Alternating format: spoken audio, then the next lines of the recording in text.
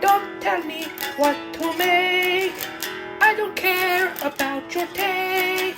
It's my channel, and I do what I want. Wah! All right, we're live.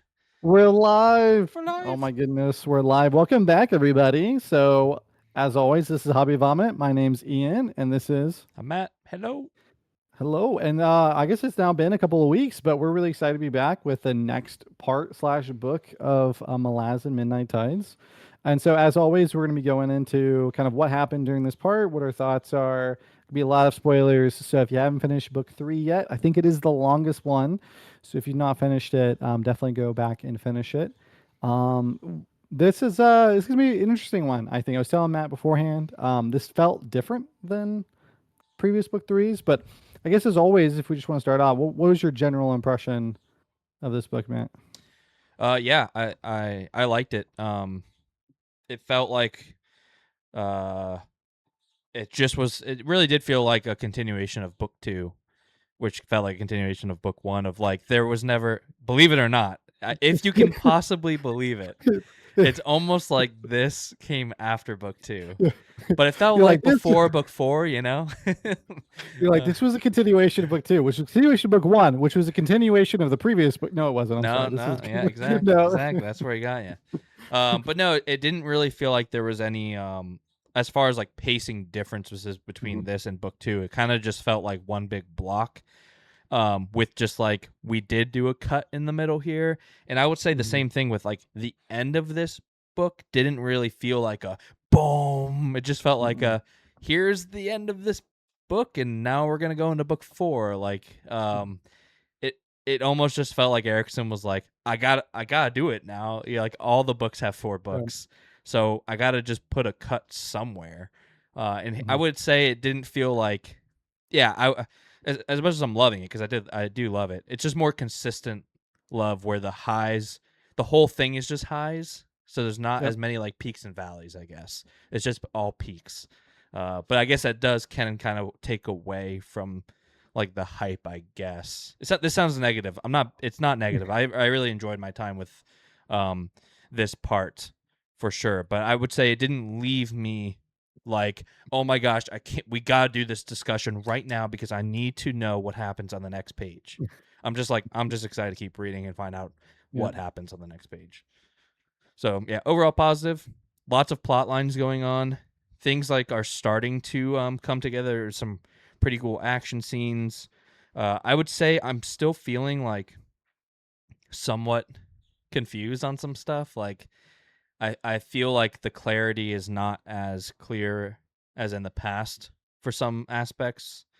But and things are, I think part of that is because things are starting to come together with as a series, not as just this book. And like there are like callbacks to like book to Deadhouse Gates. I'm like, oh yes, I've heard this before. I remember this. And then it gets to my brain trying to like internalize like, okay, well this is a prequel to that. And so where does this mean? And also, what the hell did it mean in Deadhouse Gates? I don't even remember anymore. So it's more of just like there's a lot of familiar ideas floating around, but sometimes my brain can't really make those connections super well. So good and bad, I guess, in that regard. But yeah, I'm just enjoying my time with it. I still think like I get why this is people's favorite book of the series or novel of the series. We'll see how it ends. I would say it's definitely shaping up to be mine as well. But I do think it's going to hinge on, because it doesn't have those high peaks or valleys. I think book 4 needs to be like a banger. Yeah, it needs to go hard, which I think it will. There's a lot of things set up that we haven't had any kind of like resolution on yet. That's like surely it's gonna have to come in book 4, but there's not that many pages left in the book, so I don't know. So that's what I think. What about you? What do you think? Yeah, I was curious to hear that like people were talking about Midnight Tides being one of their favorites. There are definitely some things I really like about it, but I would say that I think Memories of Ice is probably my favorite. I mean, to be fair, I was also a huge fan of Gardens of the Moon, even as we were going through Deadhouse Gates, even though I felt like objectively, Gardens of the Moon, I think we've talked about this before, right? Like it's like one of those things where it's probably the worst book in the series, but it's such a good book that Mhm. feels unfair to say. Yeah, yeah. Um, but I was already like a huge fan of like Gardens of the Moon, and so yeah, it kind of makes sense. Like Memories of Ice being a continuation, that's going to be a top one, like the Yeah. top for me. But I would say that I overall enjoyed this, but I would say that it didn't feel for me any different than book two felt. It just felt like what we're continuing to set up the pieces. It does feel like we're continuing to ratchet things up, like things are progressing. But for most of the books in the series, the book three, the part three of that book, usually there is something almost equivalent to like a tentpole moment in a movie where there's sort of an epic conflict or one of the characters' story arcs kind of like hits its peak and really like takes the frame for that book three. And Memories of Ice with Akovian is like a perfect example of that, where we see him rise up in book three. And that was just such an awesome moment for that story. In this one, we're not really getting that per se. Like there are some new characters been introduced in this particular part, but really it's still like the chess pieces are all still moving. And so it does feel like we're kind of gonna get that peak and then the sort of denouement like all in book four. Mhm. I think we And are. so yeah, and so I'm very excited to jump into book four. But yeah, it was so I was kind of expecting, I was like, kind of going into book three, wondering like, okay, what is gonna be that moment? And then it didn't really happen. Now it didn't, to be fair, it didn't happen in the last one, right? But that also felt like a bit of an exception because we had like book one was like Cars Orlong. Yeah, yeah. And so, but I'm not saying that's a bad thing. It just kind of goes to show that you got to be careful with your expectations, I would Mhm. say, right? Like you have to kind of react to what the book is giving you. And we are setting up some really cool stuff.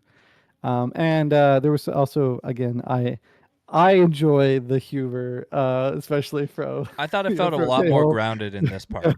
I Yeah, thought it was a lot better. yeah, Not that I didn't like it in two. It just was yeah. starting to get to that point of like I don't want to go too much further, and it did feel a little bit more reined Yeah. in for book three, which I did enjoy. Mhm. Or either that or um there's so many more like I guess like even though there has been in the past of like important POVs where we're jumping around, it feels like there's even more in this book of like Yeah. really important POVs that we're trying to share this page count with. And so like it didn't feel like there was as much bug and T-hole stuff in this whole. If anything, I feel like they kind of took the back seat in this whole part compared to like really this felt like Saren and Troll. Yep. Like this was felt like and Udnas. This felt like their section. But Saren's more than anybody, I would say, just as far as like importance and arcs. Um, this felt like Mhm. a really defining section for her, and especially in like as a character that I didn't really think would become like a star of the book, but I think she kind of has through this part, and I'm like if I'm looking forward to like I really enjoyed, which I guess we're kind of getting into spoilers here, but I think people probably expect that. So spoilers, um, things with like Rulad and right, he kind of had his like we were talking about those peaks, uh, Mhm. that tentpole moment. To me, we almost kind of got that in book two with him coming back to life, and then it's Yeah. like Yeah. we kind of did that again, which was awesome. Still enjoyed it a second time. Thought it was great. Mhm. But we did have that like tentpole moment for him there, and with like Troll, them coming back with the sword, like it's almost like those peaks came a little bit early, and Yeah. now we're just kind of seeing how that's affecting everything else. But I never expected Saren to kind of be. She kind of became her own thing in this book with the Crimson Guard coming in, and Yep. like it's almost like it feels like for her this is her section in a book too, but it's a book three. So Mhm. I kind of like it. It doesn't bother me at all. Like, um, I I would prefer it this way rather than like, okay, I know every time we get to book three, it's going to be like this. Yeah. I'd rather him mix it up, and I'm okay with that. I think House of Chains kind of set me up to be, change that my ideas as far as that. But yeah, there's just so much going on. I think no matter what, people are gonna have to take back seats at certain points in time. But I don't know how you feel. I think we talked about this with House of Chains, at least with book 1, right? With book 1 of House of Chains, I was like, I think almost you could just read that as your first intro to Malazan and pretty much be okay, with like a couple little exceptions. I mean, like, I think it would be confusing if you were to do this entire book so far. I think it could be an okay starting point, and maybe that, maybe I got rose tinted glasses on because I've read the other ones and I have that knowledge. Obviously, the Andi and the Edor and things like that wouldn't carry as much weight, but this feels like a really self-contained story for the most part. It's just two warring factions essentially with some history, but I wouldn't say I feel any more or less grounded here than I did in Gardens of the Moon. I mean, Gardens of the Moon, I'm like, half the time, I'm like, I don't even know what, there's so much to where here it's just like, Andi, Edor, like, that's really what you need as far as like the weird histories, Jagged a little bit. But I was thinking about, I was like, I wonder if like, and people probably would hate this, but I'm like, I wonder if with Bree, if we maybe just start here. I think the thing with this one is just the crippled god, because that, even though it's like in the past, that element of it is still sort of a continuity of the overall narrative. Yeah, that's because we're learning more about the crippled god, even though this is technically taking place beforehand. But like the crippled god is not present in the first 2 books, at least not in a visible way. It really shines a lot more in like Memories of Ice, and so. Yeah, but at the same time, like if you're willing to go a few books without any references back to him, then I think it's okay, because I think there is with movies especially. I was actually side tangent. I just finished Avatar: Last Airbender with my kids. Not that I haven't seen it before, but obviously they had not seen it before. And so we just finished it, and I was talking to my wife about it because my wife hasn't really watched much of it either.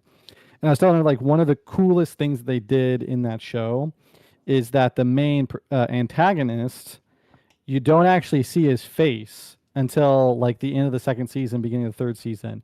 He's always in the shadows of flames. Okay. So he's always a dark figure, right? You don't actually get to see what his face actually looks like. And it's like a really like common trope in movies where if you just don't show the face of the antagonist, it definitely can be more like off-putting, right? And so now, but like with the crippled god, I think like if you went into Memories of Ice and you like already knew about the crippled god, I don't know that it really spoils it that much, because the thing with the crippled god really isn't like knowing what he is or who he is. It's we don't know how he's going to do what he wants to do, right? Yeah, exactly. He's That's just the big scheming. thing. Yeah. Just constantly like, scheming.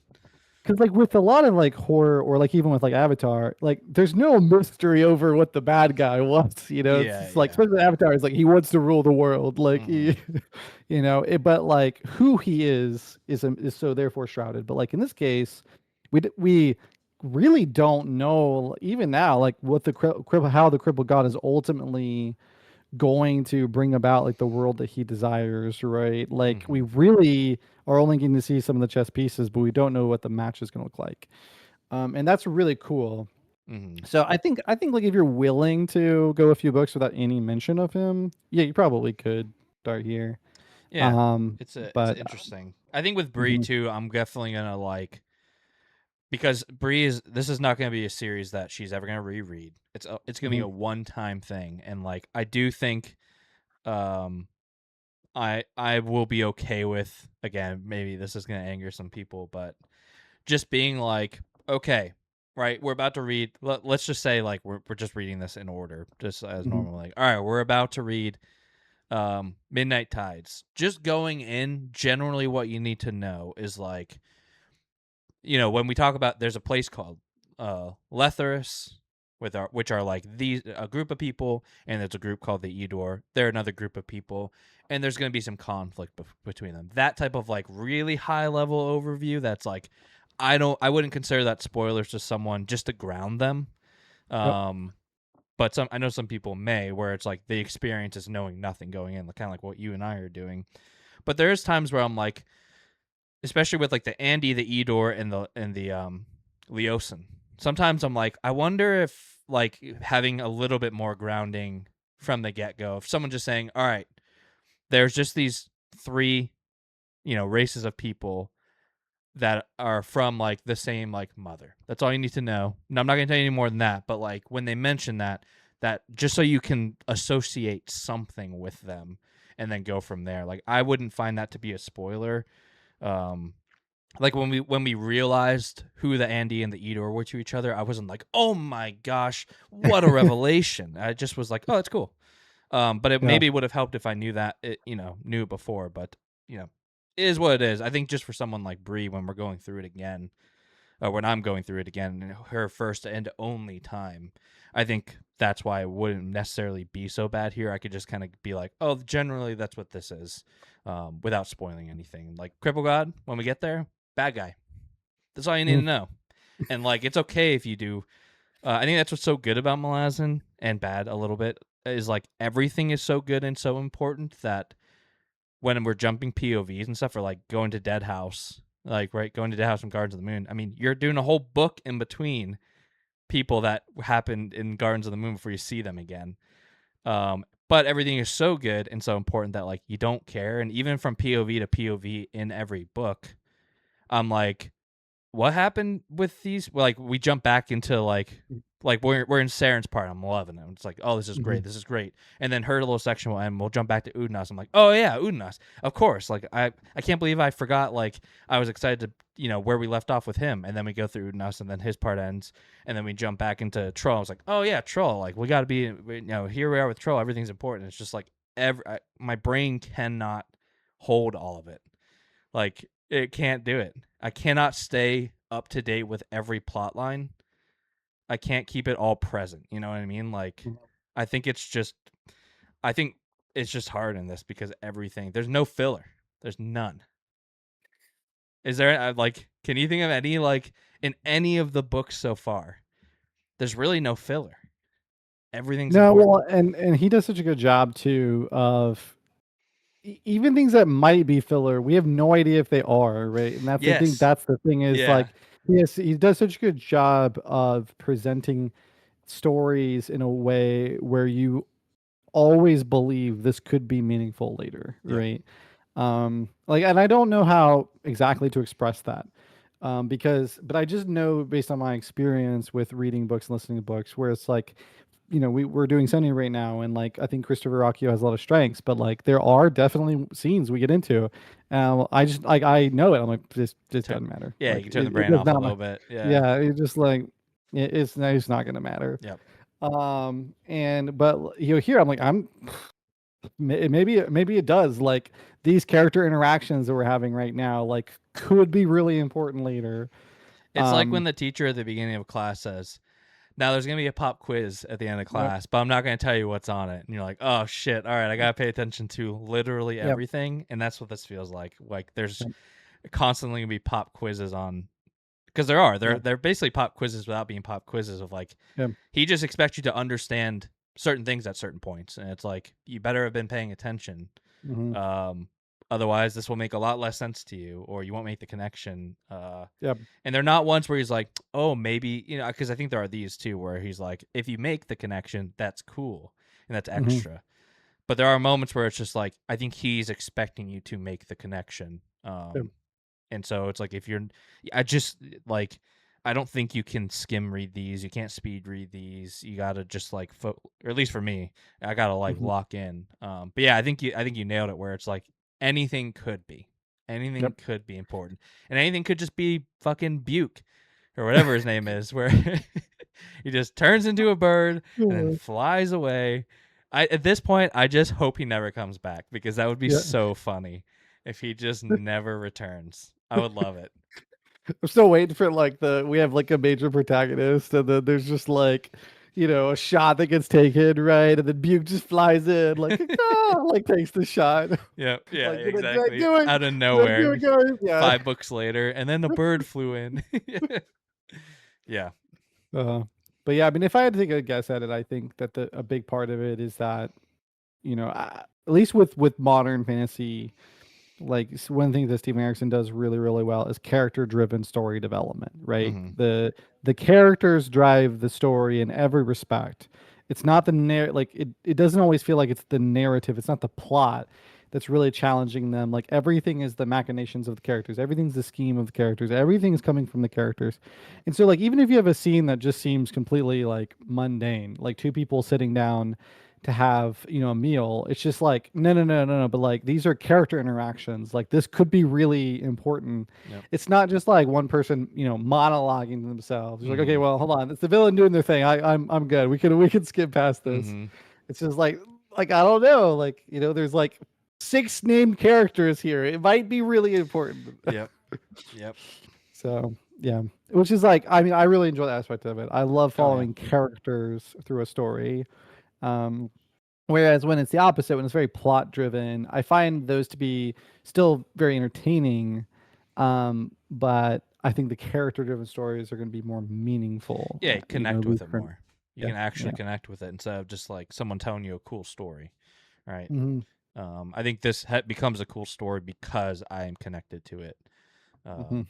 And yeah, it just continues to baffle me that people claim that Steven Erickson has bad characterization. Like I just Yeah, I don't that see it. seriously that genuinely blows my mind. Like I yeah, I just don't understand it. I don't understand that. But whatever, teach their own. Anyways, Yep. not to go on weird tangents about the whole series and anger Okay, people people by like- telling people I'm going to start it Yeah. at book 5 and spoil things for 3. You gotta keep doing that. Like every book, you're like, no, this is where we start. Yeah. We get to the book, we get to final book. You're like, no, we start with the last book. Yeah. So actually, yeah, what I'm going to do is I'm going to read book 1 of House of Chains. Then we're going to jump to Midnight Tides. Then we're going to go to Gardens of the Moon. Then we're going to go to Memories of Ice. Then Dead House Gates. Yep. And then the rest Yep. of, book House of House of Chains. Yeah. I would be curious with the show Lost. There's there's flashbacks every episode. Not to continue the tangents, but there's flashbacks every episode in Lost. And someone did a project when Lost was complete called Chronological Lost. And they spliced together every second of footage for Lost in a chronological order, which it's just a cool thing I guess to do. But I wonder what that would look like for Malazan. I bet it would be crazy. You'd be book jumping all over the place, but I bet you could do it and read it and it would still be very good. Yeah. So that's what I'm doing, everybody. Yeah. Yeah. I'm just like picturing somebody that's just like they're just like having one of those like epiphany moments, like where the gates have opened, like the universe, right? It's like Sigma from Overwatch, just like the universe. There's all the books are there. They're all like the pages are just turning rapidly. Yeah. And they're like, "Yo, my mind is open. I see it. I see the writing." Yeah. That's right. Yeah. I think that's actually what Steven Erickson intended. Yeah. He's been waiting for me to solve it. It's all a puzzle. Yeah. I've unlocked Steven Erickson. Yeah. All right. All you got to do is steal the Declaration of Independence, and you can solve the rest of it. Yeah, exactly. All right. Yeah. wanna begin? Well, sorry about that. I feel like I went on and on, but I don't know why I felt the need to say it, but I did. No, it's good. It's fun. I would say that normally we kind of do like a high level overview, and then we kind of go into like previous this, but this is really a continuation. Book 2. So I mean, the big thing is like we were ratcheting up for this conflict over a big meeting, which happened at the end of the last one, and so now it's really just the conflict between the Lethery and the Tista Eater, and it's still in development of that. And so there's just, like I said, a lot of pieces still being moved around. And when I was actually kind of thinking about it as we were talking, and that's probably the reason, right? Like you mentioned, we had that sort of big moment with Rulad. And honestly, that's probably what it is, right? Like book one really sets us up for this like big meeting, which is in book two. So now we got to set up for like the consequences of that, right? Mm-hmm. And that's and probably the best way to characterize this book is we're really trying to set up for like what the resolution is of these consequences from this conflict that has now erupted. And I was thinking about this as we went through the book, but it's kind of funny how like there's all these different movements of like whether or not there will be a war, whether or not, and like none of it mattered. Like there was always going to be a war Yeah. because this thing had already been set in motion from the Warlock King, right? Like no matter, even if the Lithari like did not want to start, Lithari didn't want to start a war, like Rulad would have started it. You know, the Yeah. whole thing, whole doesn't matter. None of it, like none of it mattered. It was going to happen no matter what, which is just kind of like funny. Yeah. When you think about it, He does so, this but thing we're where like because it happened in yeah. Memories of Ice too. Not to Mhm. not to keep going back to other books, but because there was a big I can't remember the Gathering or something. What was it called in Memories of Ice with all the Talani Moss? They were like Yeah. it was called the Gathering. That was like this. Yeah. Yeah, whatever I it can't remember if that's was. what it's called, but like, yeah, I mean, Some that's big what it was. gathering that had been built up and built up, and everything was building to this gathering. And then it happens like that, and then it's just like move on. And that's kind of what Yeah. this felt like too. It's like Mhm. everything was building to me, like the build up to the meeting felt so important that like now that we're past it and like it just ended and like now war is happening. And I'm just like, oh, it's like casual. Like casual warfare. It's just like, yeah, we're just doing that now. It's Where just some casual annihilation Yeah. of each other's countries, you know, just yeah. typical Thursday stuff. So Yeah. It's like the meeting felt like it was going to be so important, but really the actual meeting is so brief. Mhm. And Yep.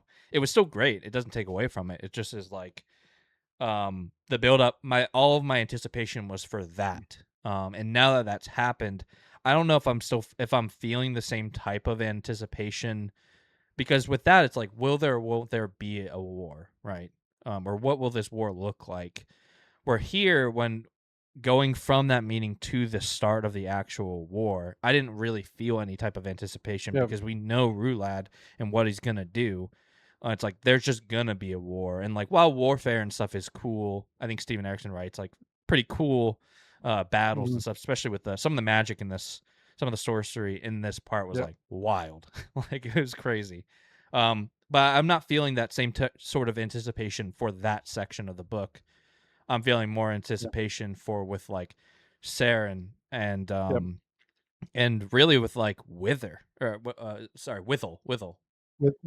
Withal, yeah, and like the T-Stand D that's with him now, and like that whole plot line. Again, another character that just got introduced as well. Yeah, but okay, Yeah. I was gonna ask you about her because her name is something like Durkorlat. Wasn't what was the T-Stand D that was like with Whiskey Jack's Yeah, name? it's Sandalath Drew Corlat.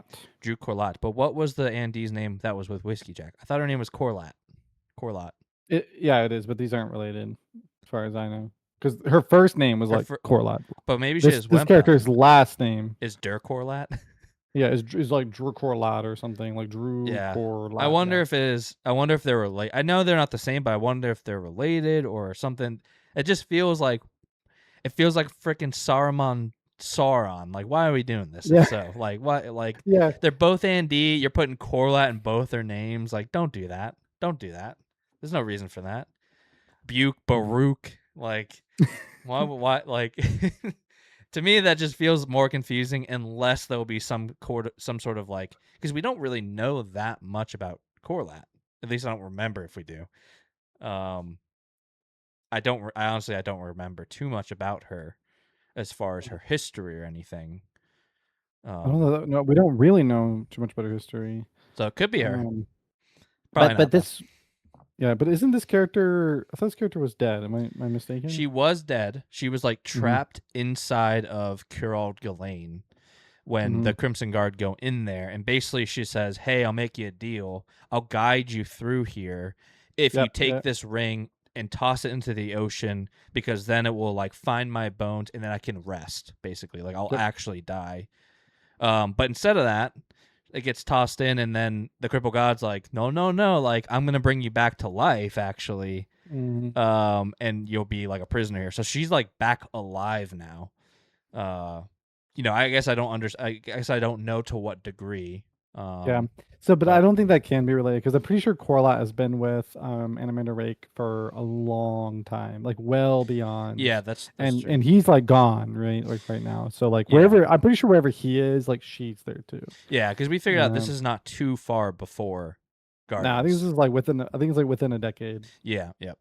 But Mhm. if she's been dead for a while. It could be an ancestor or something. Yeah. It just feels like as soon as I saw it, I was like, Corlat. That's also the Andy. But it could just be like naming traditions of the Andy. Mhm. But Animander Rake is like Yeah. nothing like that. And he's the only other one we really know, right? So Maybe his full name is Animander Rake Orlat. Rake Corlat. Rake Corlat. Animander Rake Corlat. Yeah. It's just, they all just have some perturbation of that name. Yep. But yeah, I feel like my anticipation. I want to know what's gonna happen with them, and because with Rulad, I'm more the anticipation with him now is more of like where does this fit in with the rest of the series, because I'm no longer concerned about him like dying because we know what happens. Right? He's done it You gotta take a twice shot. now. You gotta take a shot every time he dies. Yeah, now I'm just like I don't want you to die anymore because you're gonna get stronger, and that's bad, right? So how are we gonna solve this problem? That's where there's more of like I'm just wondering how that's gonna come about if and when, rather than like oh shit, this big really important. There's nothing really big and important we're leading to now. I guess that's what I'm trying to say. Other than like the downfall of Lether, maybe.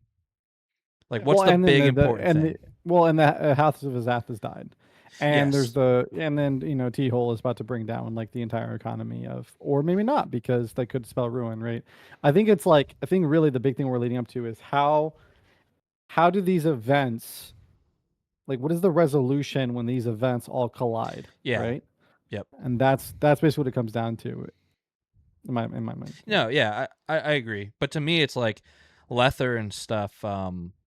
It could fall, but that I don't really feel like I'm gonna feel any like as a thinking about it in the scope of the series. Like I still think it'd be great if it does. Like I'm excited to see what happens to Lether, but whether it falls or not, I don't feel this great anticipation of like, ooh, what's gonna happen? Is it gonna fall or is it not? I don't necessarily feel that the way that I did about this meeting of like, wow, how this meeting goes is going to change the way the rest of this book goes, where like whether Lether falls or not, I don't think it's going to have a ton of effect on what we've already read in the series kind of thing.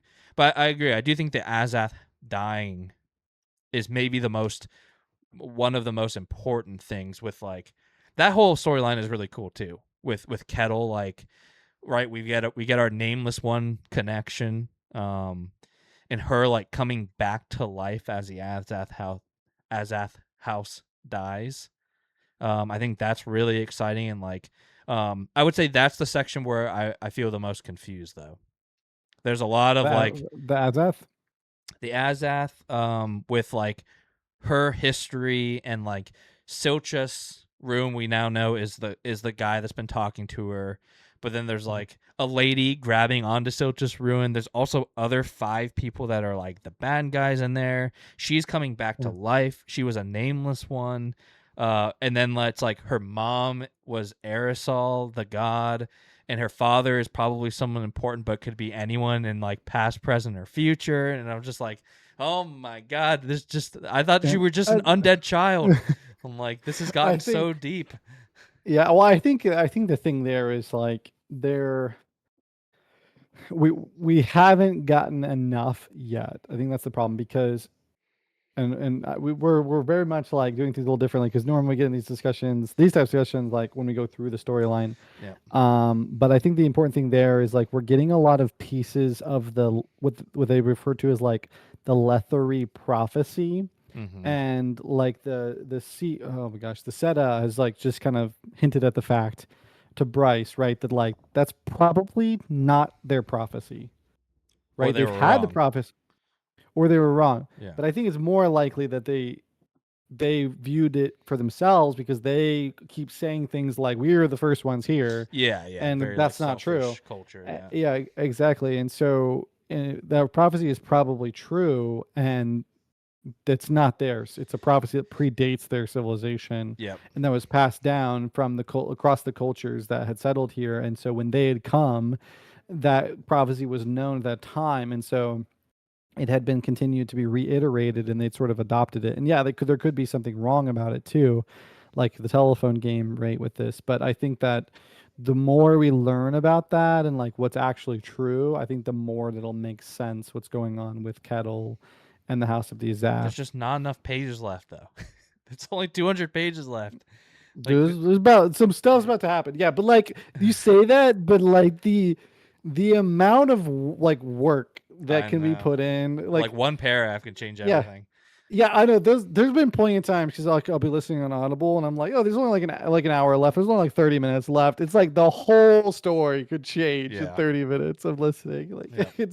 it doesn't take much, Yeah. right, for you just to be put into a whole new space. So yeah, never underestimate how much Erickson can do with just a few pages. I You am know, I would say. concerned, or not concerned, but curious as to like this is maybe the first time. Like, do you? I'm trying to remember exactly who. And like you said, this is just kind of we're not going to go in our natural, or I feel like we're just going to talk about everything. Maybe eventually we'll fall into to jump, but maybe for now we just talk about cattle. Yep. Because Well, we can talk a little bit about like so some stuff that's happened, right? Because I believe like so Bryce talks to the Seta. Yep. Goes south of Azath. Determines so it's hard to dead. say. House of Azath. Yeah. So determines it's dead. Meets Kettle. Becomes her uncle. Congratulations. And then finds out that she's been putting bodies there. Not enough to explain the massive amount of people that are missing. Meets Silchaz's ruin, right? Yes, he Yep. Silch's ruin like shows him like visions. Yeah, because isn't it Silchaz that asked him for the swords? He does, yeah. Okay, yep. But he doesn't know who it is at the time. Yeah, he doesn't know who it is. The guy asked but for he the does swords. trust him. He for whatever reason he just has. Yeah, he has that instinct. He is a good guy. Yeah, well, it kind of makes sense. It's like, if you just, I was just trying to think about that too, like from the information we given, because it's like, why, like Kettle has this intuition, although to be fair, she's also been fed this information as well. But it's just like if the House of Azath is dead, like if the prison is dead, like why do they need my help to get out? Right? It's kind of the way I would look at it. And if they don't need my help to get out, then why are they asking me for anything? It's kind of the rationale that I was thinking about. It's like it kind of makes sense that his intuition would be like if this person is going to this much effort, right? Then they may not be a friend, but they're probably an enemy to whatever horror is going to come out, right? They might be an ally in some circumstance, and that might be worth cooperating with until I learn more, type of thing. And I don't know. So I could see like Bruce's intuition, but also he has a natural instinct, so naturally he's going to follow his instinct. So, but he goes back to the Seta. He kind of reports, and then the Seta misses a really important detail, which comes back later, which is that Kettle is an undead child. Yep.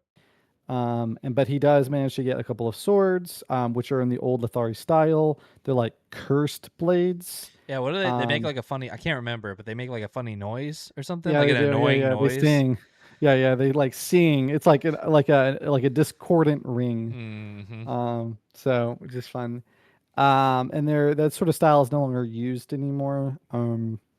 But it is actually a fairly like strong blade. It's a type of steel that's a lot more durable than the current make. It just has some annoying properties. And so he's able to deliver those swords. And then I'm trying to think what else is important with that. What happens next? Or I shouldn't say what else is important, but what happens next in that particular storyline? I think he brings them the swords, and we find out that like he wants to use them because there's the woman that's also been speaking to Kettle, like, and is Yep. sometimes nice. Is that's like, the one where like T-Hall's like, I don't know if I listened to Yeah. that one. Yeah. So she's like holding on to Siltra's ruin, hoping that when he escapes, he'll bring her with him, and he is going to use those swords to cut her arms off, so he can Yep. escape without her, basically. Yep. So I think that's really the next thing is he brings those back, and then he keeper. So that was the other thing I was a little confused about. Like, I wasn't sure if he was the Guardian, which we find out is not. He's not the Guardian, and he wasn't the Guardian. And in fact, Kettle was the Guardian, weirdly. But like, he shows her visions too when we get that kind of revelation of like who she is, and like how she. I did mark a page as far as like what, because that was the one part I was like, I'm going to have to like go over like who she is and what happened. So I do have it here, but basically, let's see. It was like they like burn the child's body, her and a bunch of like there's like a bunch of witches, and she views herself being like killed as a child, but she's also she is the nameless one simultaneously. So I don't know if I can't remember if they like put her into the child's body, like they killed the body, put her into it or something. Let's see. So she's saying, she's reminding that so she's saying they're talking, and she says the tower told me something. And he says, what did it say to you? Try to recall its exact words, and she said, I never spoke with words, it just showed me things. My body all wrapped up, people were crying, but I could see through the gauze. I'd woken up. I was seeing everything with two sets of eyes. It was very strange. One set behind the wrappings, the other standing nearby. And then he says, what else did the Azath show you? She says, those eyes from the outside. There were 5 others. Oh, I'm also realizing now, because they very specifically say the bad guys, there are 5 of them. Yep. They call them the 5. Yeah, well, and she was with 5. She's like carried by 5 Narek witches, and the Narek were one of the peoples that were originally there and have already been wiped out by the Lethari for the most part. But we have also seen more recently that there was a blessing given to the Narek, which happened. Yep. So yeah, there were 5 others. We were just standing in the street watching the family carry the body, my body, 6 of us. We'd walked a long way because of the dreams. We'd been in the city for weeks, waiting for the Azath to choose someone, but I wasn't the same as the 5 others, though we were here for the same reason, and we'd traveled together. They were Narek witches, and they'd prepared me, the me on the outside, not the me all wrapped up. And he says, the you on the outside, Kettle, were you a child? Oh no, I was tall, not as tall as you, and I had to wear my hood up so no one could see how different I was. I'd come from very far away. I'd walked, when I was young, hot sands, the sands that covered the first empire, whatever that is, which we know is 7 cities, or Raraku. And he says, what did the Narek witches call you? Had you a name? No. A title? She shrugged. I'd forgotten all this. They called me the Nameless One. Is this important? He says, I think it is, Kettle, though I am not sure in what way. Much of this realm remains unknown to me. It was very young when I was imprisoned. You are certain this Nameless One was an actual title, not just something the Narek used because I didn't know your true name? She says, it was a title. They said I'd been prepared from birth, that I was a true child of Ares, or Ares or whatever, and that I was the answer to the 7th closure because I had the blood of kin. The blood of kin. What do they mean by that? And he says, when I'm finally free, he said in a voice revealing strain, I will be able to physically touch you, Kettle, my fingers upon your brow, and then I will have your answer. And she says, I guess this Ares was my real mother. Yes. And so you will know who my father is. I will know his blood, yes, at the very least. I wonder if he's still alive. Knowing how Ares plays the game, lass, he might not even be your father yet. She wanders time, Kettle, in a manner no one else can even understand, much less emulate. And then, just saying that she chose your father she will choose or has chosen with great deliberation. Your father was, is, or will be someone of great importance. And she says, so how many souls are in me? 2, sharing the flesh and bone of a child corpse. Last, we shall have to find a way to get you out of that body eventually. Why? Because you deserve something better. And then so all that was in the vision. But then also we find out that like if her heart truly wakes up, then he will have to like kill her or something like that for some reason. I can't remember exactly why. But this whole section is it gets a little messy as far as like, well, we know so she's not Narek. She's a nameless one that traveled with 5 Narek witches. And the nameless ones we know from Deadhouse Gates were the ones hunting Icarium, right? Yep, that's right. And we still don't really know why or who they are, other than like I think this is the first time we're kind of getting their names again, right? I think they've been brought up before. Have they been? Okay. A couple of times, yeah. Okay.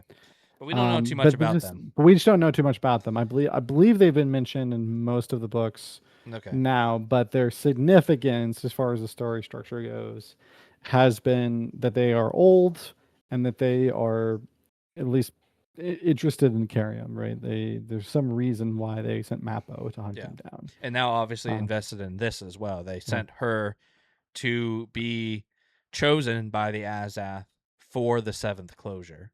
So they had some sort of insight into that somehow. Yep. Yeah, so that happens. Kind of somewhere in between all of these visits between, because Bryce and Bryce comes and goes a few times, and then eventually, in like passing, says to Sita like, "Oh yeah, the undead child," and he's like, "Whoa, the undead child?" He's like, "Yeah, the undead child." He's like, "Oh, we got to go right now," and so then they kind of like rush back. And then I can't really remember exactly what happens right there at the end. I think he either shows them another vision, or that's when we kind of find out that like, let's see if I can find it in my notes here. But at some point she mentions someone like extremely handsome who like comes to watch often. Yep. And I don't know if it's that guy. Remember the guy that someone in like the royalty who talked with Bryce? He's also like known as like the handsome guy. Yeah, that would be the first consort. First consort, maybe. It's like, is it supposed to? Is that who she's mentioning? Because like he's really that's the most only likely one. candidate. Because remember, he's always like that. Bryce always talked about how that's his only trait, right? Exactly. His only talent is that he's it feels pretty. like, and he does, and he is, and he has been mentioned as having like many girlfriends and boyfriends. Yeah. So that means there's probably more to him than we know. Yeah. Other insignificant things for that is that so Shirk is there. Shirk meets with Kettle as well. So Shirk, which we'll get to Shirk, she just goes there and recruits the ghosts to go steal from the tools.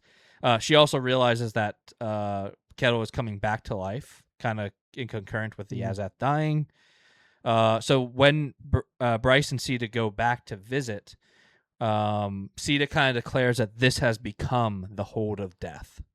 The Azath Tower has become the Hold of Death, and Kettle breaks a tile off of the tower and gifts it to the Sita to be read. This is the new tile to be read from the hold. You know how each hold has a tile? Well, this now is going to be the acting tile from the Hold of Death, which I think is really cool. A nice little touch. That was cool, yeah, so the handsome man is the one that tells her to not give her heart away. That's what she says. Yep. So we learn from that Kettle's. This is when we kind of learn that Kettle's friend is Siltrus Ruin.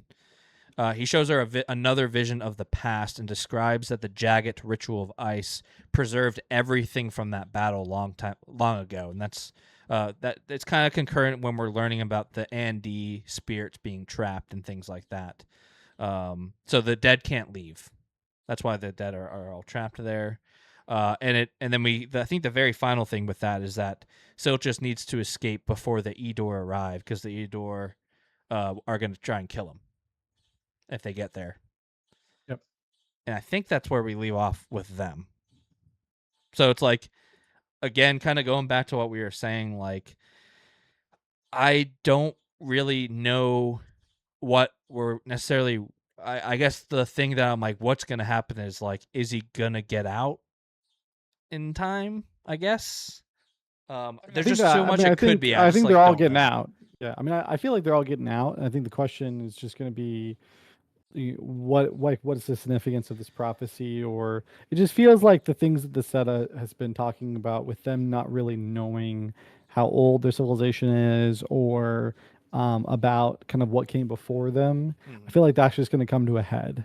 Where, 'cause especially now that the Seta is the one coming to the Azath, right, declaring it the Hold of the Dead, like it just feels like all that's going to come to a head. So I feel like they get out. We're gonna have more revelations. Yeah. Maybe he doesn't get out in time though, so the Eater do get there. Yeah. I think the big Um, thing for me is like, he basically says that like, if she fully wakes up as like the nameless one, I'm assuming, because she doesn't really, she's starting to remember these things and slowly coming back to life. If she fully comes back to life, I think he's gonna have to kill her, and he doesn't want to do it.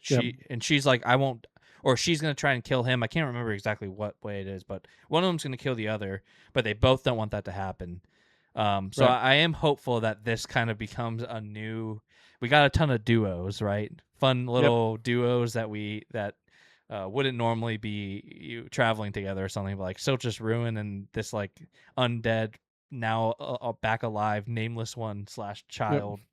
What could be an interesting duo. Well, I think it just goes to say that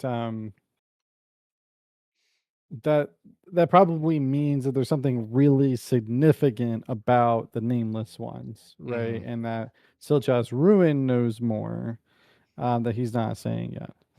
Yeah. So yes, I'm curious. I'm curious if we can maybe learn more about them through Silchas Ruin. Yep. So yeah, that's kind of like what's really going on in Lether. Yep. I think there's like maybe one meeting with the well, the other thing that's going on in Lether is Tehol Bedek. Yeah, sorry, yeah. I guess with like with Bryce and the king and things like that, because the king they do have a meeting pretty early on in the book and talk about how they pretty much know Hull is on the other side now, and so they try and plan around him, knowing that he will give them information about their war, strategies and things like that. But then, that's when Bryce goes to. He's worried that because of Hull switching sides, that the Queen has then put out a hit kind of on Tehol, and so he goes to warn Tehol, and they kind of just like. I mean, I think they meet very briefly, and he convinces Tehol to get like a bodyguard, like one bodyguard. Or something like that. That was actually it's like a dinner scene. Right? That scene was so funny. It's when they're having like the soup, right? They're having the soup. It's such a brotherly thing, right? They figure out that this eel soup, it's actually the sole of a sandal. Yeah. And then as soon as his brother comes over, he just spends the entire time trying to convince his brother to have this soup without knowing what it is. It's such a brother thing to do. Yeah. Should we talk about might as well do the other side, Tehol, the Rat Catchers Guild, and the Waiting Man, Bug. Yeah. So I would say like the Bug again is like taking like more and more interesting roles throughout this story. Yep. But I would say like the big thing here is just that Tehol and Bug do go to meet the Rat Catchers Guild, and we find out that the Rat Catchers Guild is actually catching rats and then casting illusions over those rats.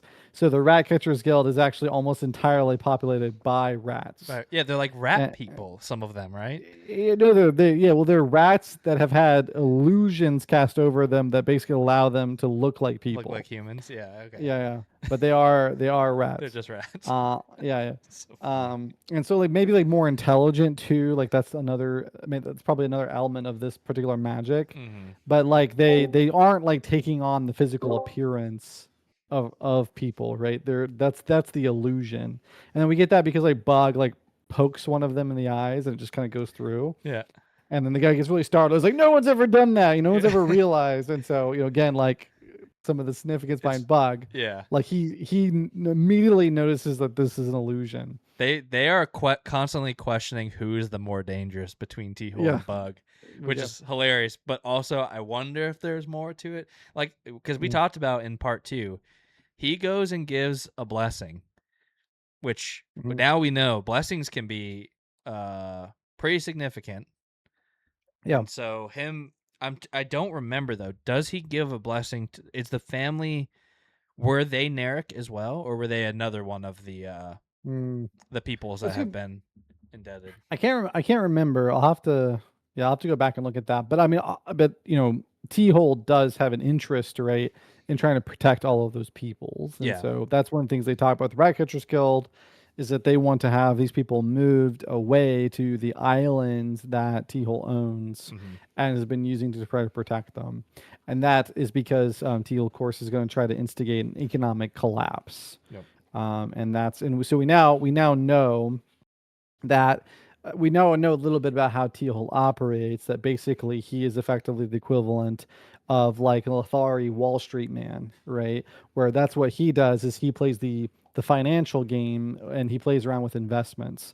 And so he's effectively going to he has caused before, and he's going to do it again, but on a bigger scale. But he basically creates a financial collapse by going after investments and then effectively creating a massive devaluation of money and creating a lot of indebtedness, and that's how he causes the collapse. Which is And ironic then for them, yeah. Yep. They're people too. Yeah, which is exactly. And that's kind of like part of the fun, I think, is that he essentially, like he is going after like his own society in a way that very much brings their own consequences to bear. Yep. Right. And it's just like, this is the society you've created. Here it is now in your face, working against you.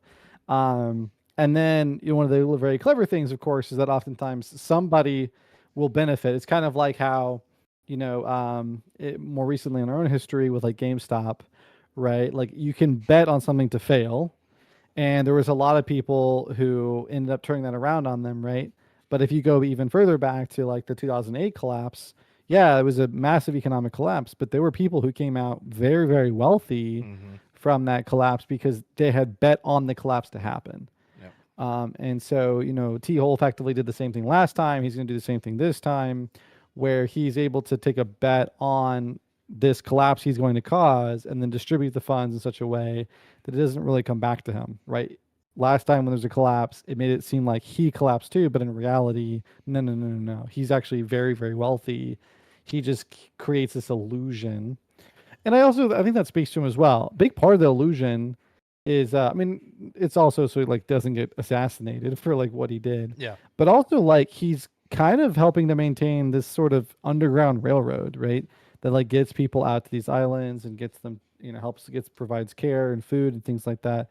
And a lot of that is handled by Bug, who like is able to distribute the finance, move the assets around and handle logistics.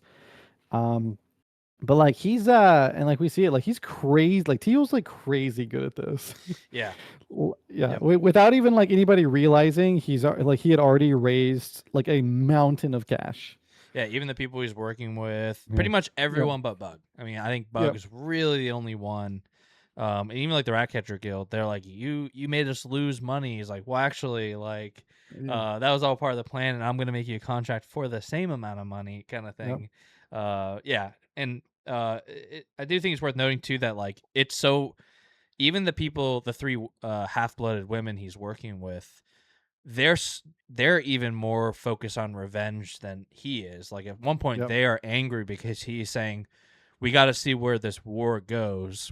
We're gonna kind of Yeah. pivot a little bit, and we're really gonna focus on just getting all these refugees out. That is our Yep. priority, and while we let the war happen, because Yep.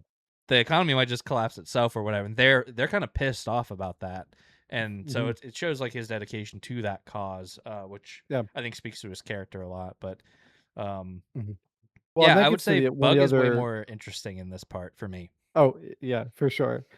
And that kind of gets to one of the other things with the Ratcatchers Guild. So, like, the first thing is the refugees, and then the other thing is that he's also apparently they're like the everything guild, It's like what we're finding out. Because Like like an Assassin's Guild too, right? they're also the Assassin's Guild, so Yeah. he's like also effectively hiring them to be his protection.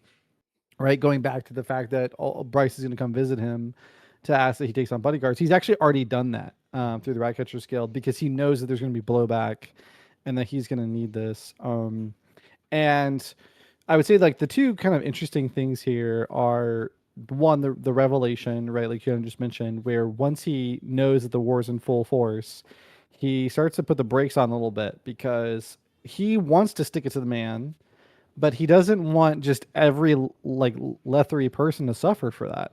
Yeah. Where like when it's now a possibility that by causing economic collapse, the entire civilization could become enslaved by, right, the Eater. He's like, wait, hold on a second, like that's not what I want, Yeah, right? we've done. I don't. This. I want.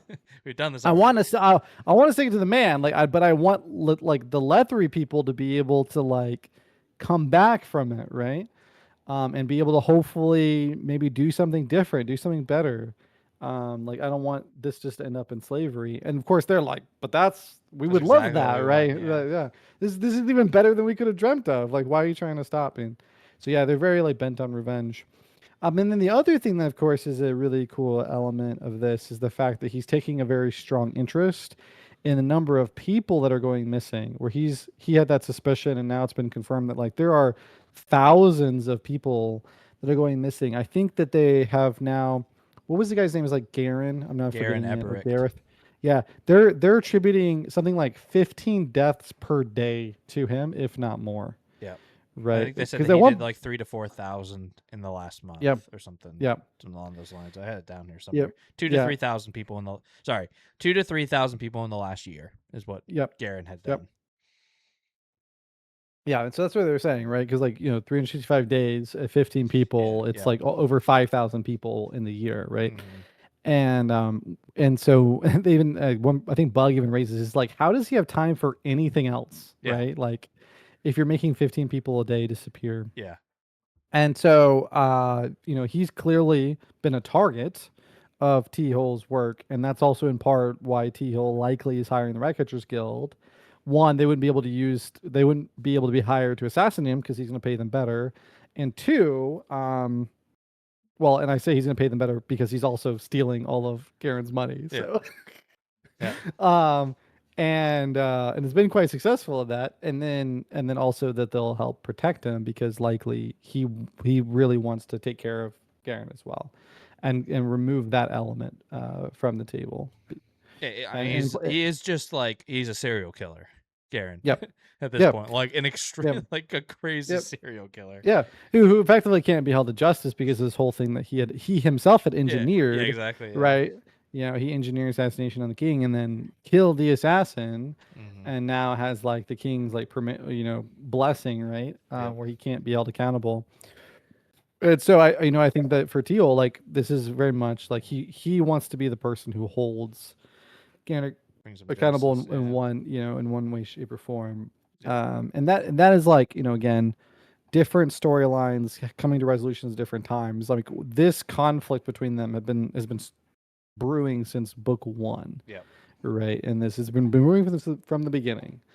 And so it's it's really cool to see those elements get developed. But other than that, it's really like we had some like funny scenes with the Ratcatcher Guild's inspector, and the dinner and scene. Bug, where we found out Bug is celibate. Bug is celibate, and she's really horny. Yeah, yeah. She wanted to sleep. I think she wanted to sleep with T-Hole, expecting him to show up, but then once Bug, she pretends to be like disgusted with Bug, kind of or something, but then also is like trying to sleep with him. Yeah, Rucket, Rucket, the chief investigator. Yeah, that's a great scene. That's a great scene because she's the one that gives him the eel too, right? Mm-hmm. Yeah, she's the one. No. She gives him the wine. He takes the wine. Oh, he takes other things there. Yeah, he had already been to the market. Out the eel or something. Yeah. The eel that's not an eel. The eel that's not an eel. Yep. Yeah. As far as other things with T-Hole, though, like he meets with the 3 half-blooded women, and we kind of get the resolution with that, which we've talked about. And then, like, I would say like if I had a biggest disappointment with this part, it would be Shirk, and it's just like Yeah. Shirk is just like, hey, I want more to do, and he's like, well, what? What you want me to tell you? Go, like, rob the. I can't remember what it's called, like the Yeah. tolls or whatever. The And she's like, merchant yeah, I'll tolls, do yeah. that. And he's like, no, I didn't actually mean it. You can't actually. She's like, no, I'll do it. And he's Yeah. like, okay, like no one's ever done that. Like that's way harder than you think. She's like, I'll do it. So that's why she goes and gets those ghosts from the Azath to go do Yeah. it. And which really importantly, sorry, go ahead. I was to say there is a slight bit of humor there because there is like a joke that's mixed in there where between Teal and Bog that no one living, like no one could ever like rob the merchant tolls and live to tell the tale. Yeah, she's like, But literally all the people who are robbing the merchant tolls are dead. Are dead, yeah. And I think what he hopes to find out is one, how much money they got, and Yep. two, who the king and queen are indebted to, and that is really interesting to me. Mhm. Like, oh, I didn't even think about that. Like, they probably got some secrets that are buried here, and we're about Yep. to find out what they are. And also, they want to become pirates, which is just like, all right, like okay, her and Harlest. Yeah. And Ublala too, right? It's the three of them. Yeah. They They're want all to gonna become go be pirates when this is done. Like, Yeah. Teal's probably like, okay, like sure, buddy. Cool. But yeah, I would say like taking a very much back seat to like Yeah. what I'm interested in. They're barely in this part, I would say. Yeah. Sure, but I am interested in really specifically like who the king is indebted to, because that's their whole society is based on this. And you find out your leader is indebted to somebody, and I hope it's juicy. I hope it's juicy. I don't even know I'm who very it could be, interested as well. really, honestly, but Yep. I'm very I'm very interested. interested as well. And yeah, I will say that like this part in particular has at least, I mean, maybe my opinion will change, but yeah, Shirk and Featherwitch, I'm just not that like I just don't really care right now when they're on the page. I'm just not that interested in their characters. They're mostly annoying to me at this point, and they're Featherwitch just sucks. yeah, they're not developed. Like they just we haven't seen any continued development with them. Like I think it is different. Like from some of the other characters we've seen in the past who can be come off as annoying. Like Fellison is very annoying in Deadhouse Gates, but you understand why, and her character is developing towards something, and ultimately we get a very very cool conclusion for her character, right? And like that was heart wrenching. It was like tragic to like see. Right now, these two characters for me just feel annoying, and they're not developing towards something yet. And so like that could change in the future. But yeah, I was a little bit I was of not development with excited. Featherwitch. Yeah, I think like with Featherwitch, her whole thing that I find really interesting is like, it's almost like what's it called? Not like Stockholm syndrome, but like almost to where like her only hope of being freed is Udanas, who she hates. And we find out why, I think, which is really important, because she called the Wyval intentionally to free her, which Udanas interrupted trying to save her because he loved her or whatever. And so she also witnessed Udanas being raped and his seed stolen by Menendor, which we find out because she had lied or she had implied that she didn't know that. So we find that out, and I do think their relationship gets more interesting because she's like, well, I'm gonna rat you out, basically. I hold the key, I hold your life in my hand because I'm gonna tell them that you have this Wyval in you. And he's like, well, don't like, because he's at the point too where he's just like, she's annoying. Like but I think the biggest important character trait for her is like, she's indebted, right? And he's saying, I'm your only hope of freeing you, and she's saying, like, I'd rather rat you out. I've been in debt my whole life. Like, it is what it is. Like, you know what I mean? Like, almost like a Stockholm syndrome. Like, it's not that bad. At this point, if I can't be, I'd rather bring you down, kind of thing, than be freed by you. Which I think is just interesting. Yeah, well, I think that's part of the reason why I don't like her character. I mean, maybe I just am expecting too much out of this particular section of the book. I am glad that we got that revelation, but I mean, I would put a little bit of a different framing on it, where we found out why her personality got like why her personality came off the way it did, right? Where it felt like it changed so much, where she was really upset and bitter against Udanas for what he did, Yeah. which seemed wrong, but now Mhm. we get it, right? It's like, oh well, she had this whole plan. His kind of heroics ruined it. But you know, Udanas is like technically the quote indebted. Like he's actually an indebted, and in their culture, even though they're all enslaved, he's like the bottom of the bottom. Even as slaves, they still want to institute this sort of Lothari principle, and so she holds that against him a lot, and it's like become increasingly more prejudicial. Well, I Where thought she there's that was too, though. no, she's not.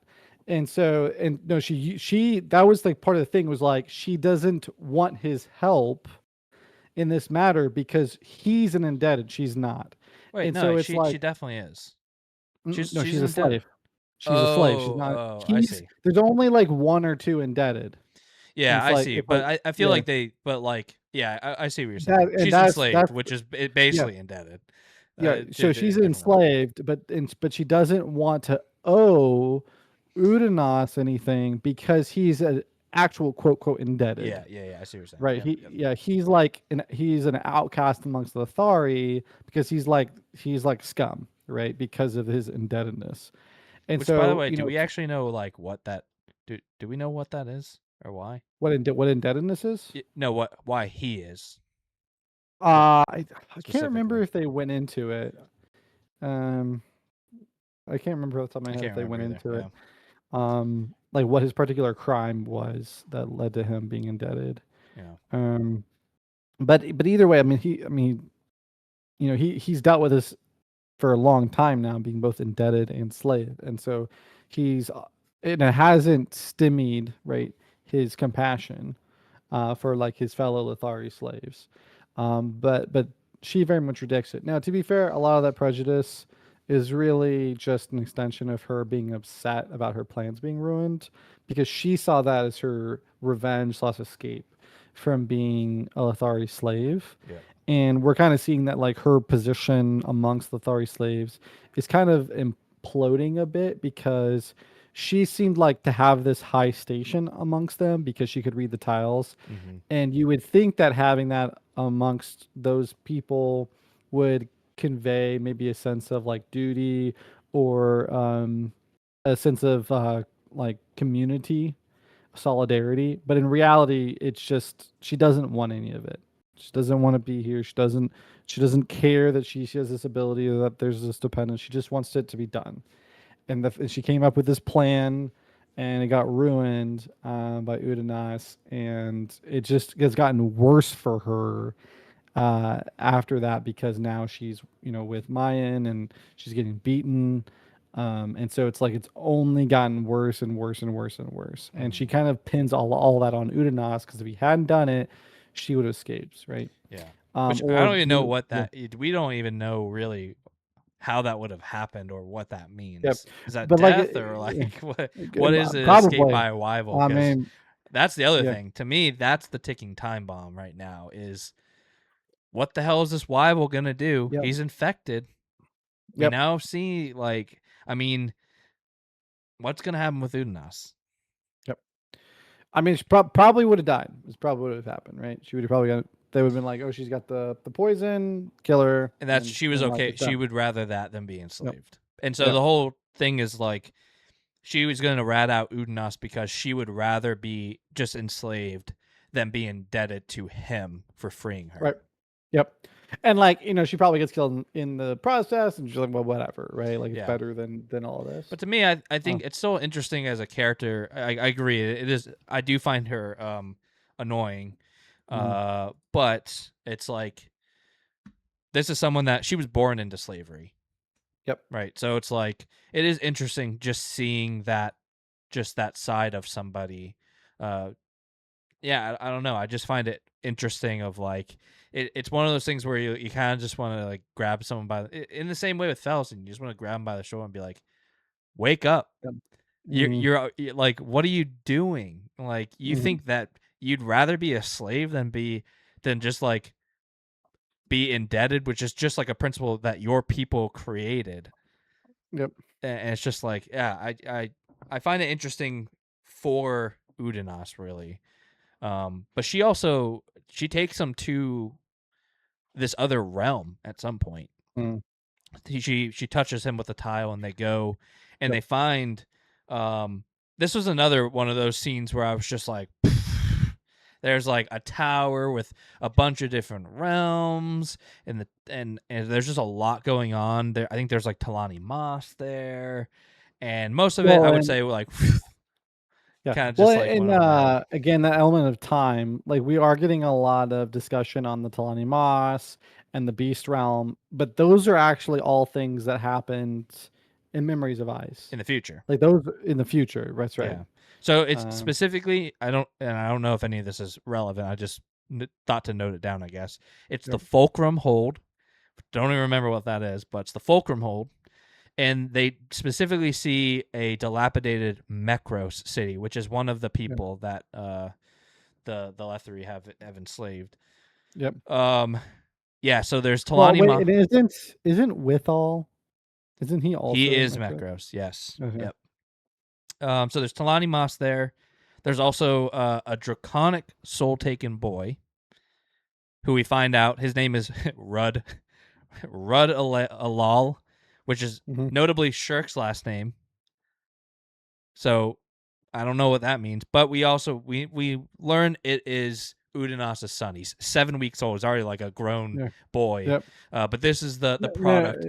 He's not currently 7 weeks old. No, yeah, he is. He's 7 weeks. He was 7 weeks when he was saved. So he's a little bit older now, but he's still growing very, very quickly. Okay. Yeah. I mean, it's only been since he was raped, basically. Like, however long that. Yeah. Not that long. Yeah. So growing at a faster rate than he should be. Yeah. So yeah, we find out it is Udanas' son. And Udanas wants no part. He disowns him. And then they kind of. Not that he knows that, though. To be fair. What? The kid doesn't know that Udanas is his dad. No, yeah. But Udanas definitely knows. Yeah, he like puts two and two together and wants nothing to do with it. Yeah. But yeah, what do you think about? To me, the most interesting thing about that scene is the name. Well, two things. Sorry, the name, and he is a draconic soul taken. So that could either be because we know Menendor, who's the one that took Udanas' seed, is draconic soul taken. That whole family is the Silchus Ruin, and I mean, I think it's also part of the and the Wyval, the blood. Yeah, the right. Blood. So maybe if you're a soul taken, you have to mate with a Wyval. I don't know, but that is interesting. But really, the name to me, and it's just like why. We know that Rud means found. It defines that in the book. But Alal is just like, so is Shirk someone more, or what? Who is why? Like that has to be intentional, or just a huge, like goof. And I don't think it is a huge goof. Like no way we're putting both their last names as Alal. It just wouldn't make any sense to me. Because again, we don't really know too much about Shirk either. We just know she told her story of when she came, her drowning or coming back to life. We don't really know what she was doing before, who she was, how long it's been. I don't think. Can't remember. Maybe we do know how long it's been, but I did find that interesting, but also really confusing. That whole scene is just like, I mean, I think what we need to know is that Udanas has a son who's growing big, real fast. He's a draconic soul taking. He's gonna be a dragon. And then last name for me, Alal feels like an important part. Yeah. And that's kind of the last we see of Featherwitch. Eventually, Featherwitch does rat out Udanas to Rulad, and then it is kind of a silly scene. Like, and we'll get to everything with Rulad too, because then Udanas in return is like, well, Mayan is beating Featherwitch. Yeah. So they kind of rat each other. I mean, I wouldn't say Udanas just trying to protect Featherwitch mentioned something like that to Mayan. Mayan tells Rulad. And then Rulad basically asks Udanas to explain himself, and then he mentions that Mayan's been beating Featherwitch. Yeah. Which is probably why Featherwitch would say things like that. And then And then Rulad tells Mayan that that's not the House of Zengar doesn't beat their slaves, so she needs to stop. He's like sick And of then Mayan. He yeah. regrets it. He's and like, then, ah, and shit. then he has a wraith close by hand, and so which of course all the wraiths are under his control. And so he's like, okay, the wraith will inspect you, but then we find out that wraith is actually Wither, It's who is not actually under his Wither, control, yeah. which is really cool. It is cool, yeah. And then he's like very, even Udnas is like very clever with her, like, you know. Yep. Yeah, it's Um, interesting. And in that scene, we also find out that Mayan is pregnant with Rulad's yep, baby as yep. well. Yep. But before we do get into, I know we just kind of jumped big time because we were talking about Well, Shirk. that pretty much covers most of it. Yeah. The only other thing, because I did want to talk about Bug more, because Bug, Bug did. Before we go to Bug though, two other things. Yeah, I do find the whole like Rudalaw thing really interesting, and I do want to know where that comes from. Mm-hmm. But there was two other things to mention. We did, I believe, here. I think there's a Moss that we met called like I went with the chapter summaries to like double check the name, but Ulshun Prawl. But that name Prawl has come up before with Emos.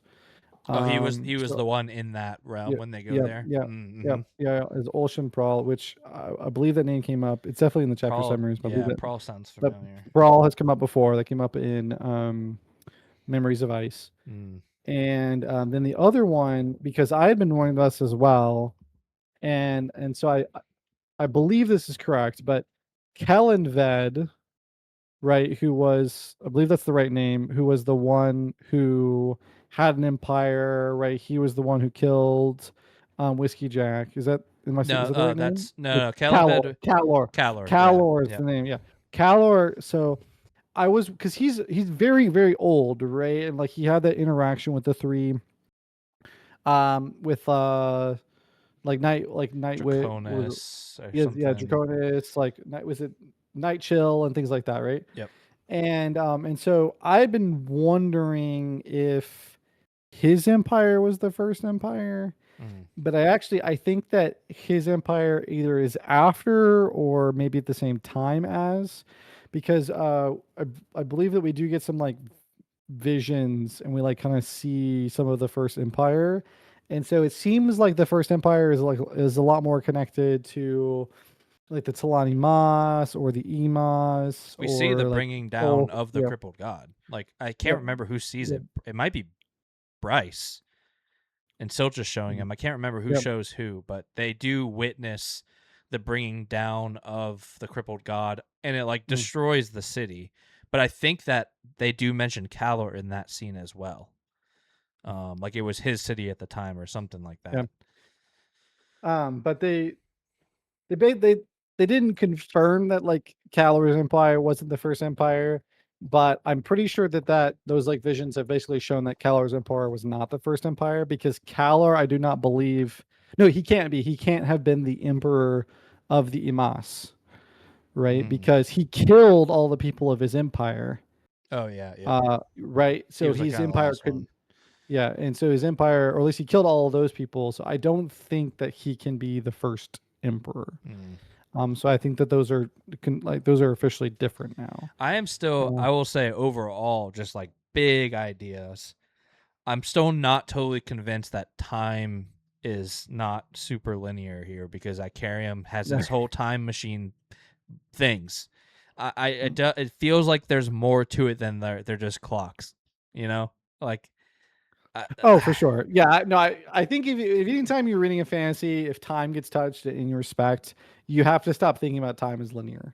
Yeah, exactly. You have to switch your brain from like thinking about things in terms of time, and you got to think about things in terms of narrative, like, because that's, that's essentially how stories deal. Any story wants to get around time as being linear. The way that they're going to do it is not try to come up with some complicated reason as to why things happen in a particular order. It's just going to be a narrative, right? It switches over to a narrative. It's no longer about things happening in particular events. It's about the stories that people are trying to fit into, right? And so learning more about what those narratives are. Yeah, I think there could be manipulation of time as well, as far as like, right, Icarium's not fully woken up yet, and if he remembers how these time instruments work, could that mean things could be undone? Yep. and we go back or something like that. Yeah, yeah, I am interested about that, and it wouldn't really feel like a cop out either. Sometimes time can feel like a cop out. Yep. Just like, oh, we just freaking MCU out here, just being like, Right. oh, I think different it just really dimension. depends on how it's used. Like, Yeah. especially when it's used to, like, bring characters back or save Yeah. characters, it can definitely But feel like a honestly, cop out. because like it's happened multiple times. There's been a lot of characters that have either like died and then they just ascend, but it doesn't feel Yep. cheap here. Like, Mm. deaths still feel like they have weight. Like even if Whiskey Jack came back, I still feel like his death carried a lot of weight. Yep. Yeah, I don't know. To where it's like, yeah, I do think death carries weight here in just a different way, I guess. But yeah, I think that Icarium stuff.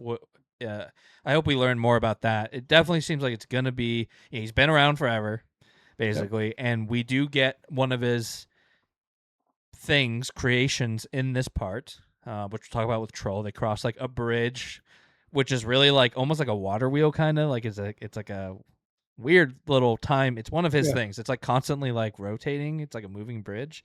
I thought that was really cool. But just like a random Icarium time instrument, just chilling over here. So found that interesting. But yeah, I'm interested to know more about Caller too. This is what I'm talking about. Where like some of the things, it's like we have enough to where I'm like, oh, it's probably important. Where I almost wish we just didn't, because it's like it's trying to demand some of my brain's attention for things for just a small little drop. Like Calor's name drops once in this book, and I'm like, but it's got to be important because we know Calor. And so I'm like, all right, I gotta pay attention to this. But then, yeah, it's like, but then they're going into realms with like, yeah, the tower with the different realms. I'm like, well, what? It's just a lot. It's so much. And Where then like if this was the first you're reading, right? Yep. Because we're 5 books in, and I still don't know what the hell any of this stuff is. So it's like, it's like if this were your first reading experience, I'd be like, same. Like you're fine. You're in the same exact spot you would be, pretty much. Like these things have not been revealed to us That's yet. why you gotta start with book 10 and Start work with book 10. backwards. Yeah, exactly.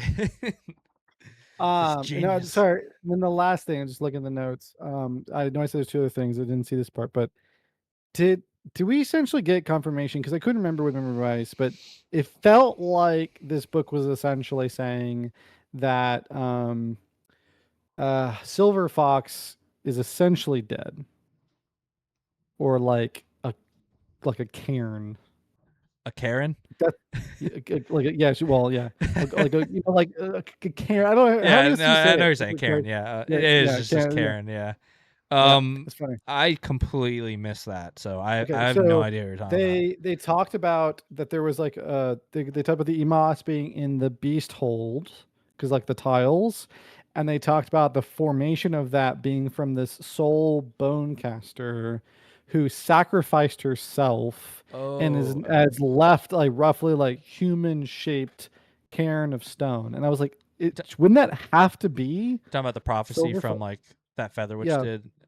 Yeah, this was coming from Featherwitch. This is coming from, I think it's coming from Featherwitch, but at least it's from that same experience where Featherwitch and Udanos are together, and they meet like Ocean Prawl, and they meet the Moss, right? And they're it's like, brought back up in this part as well.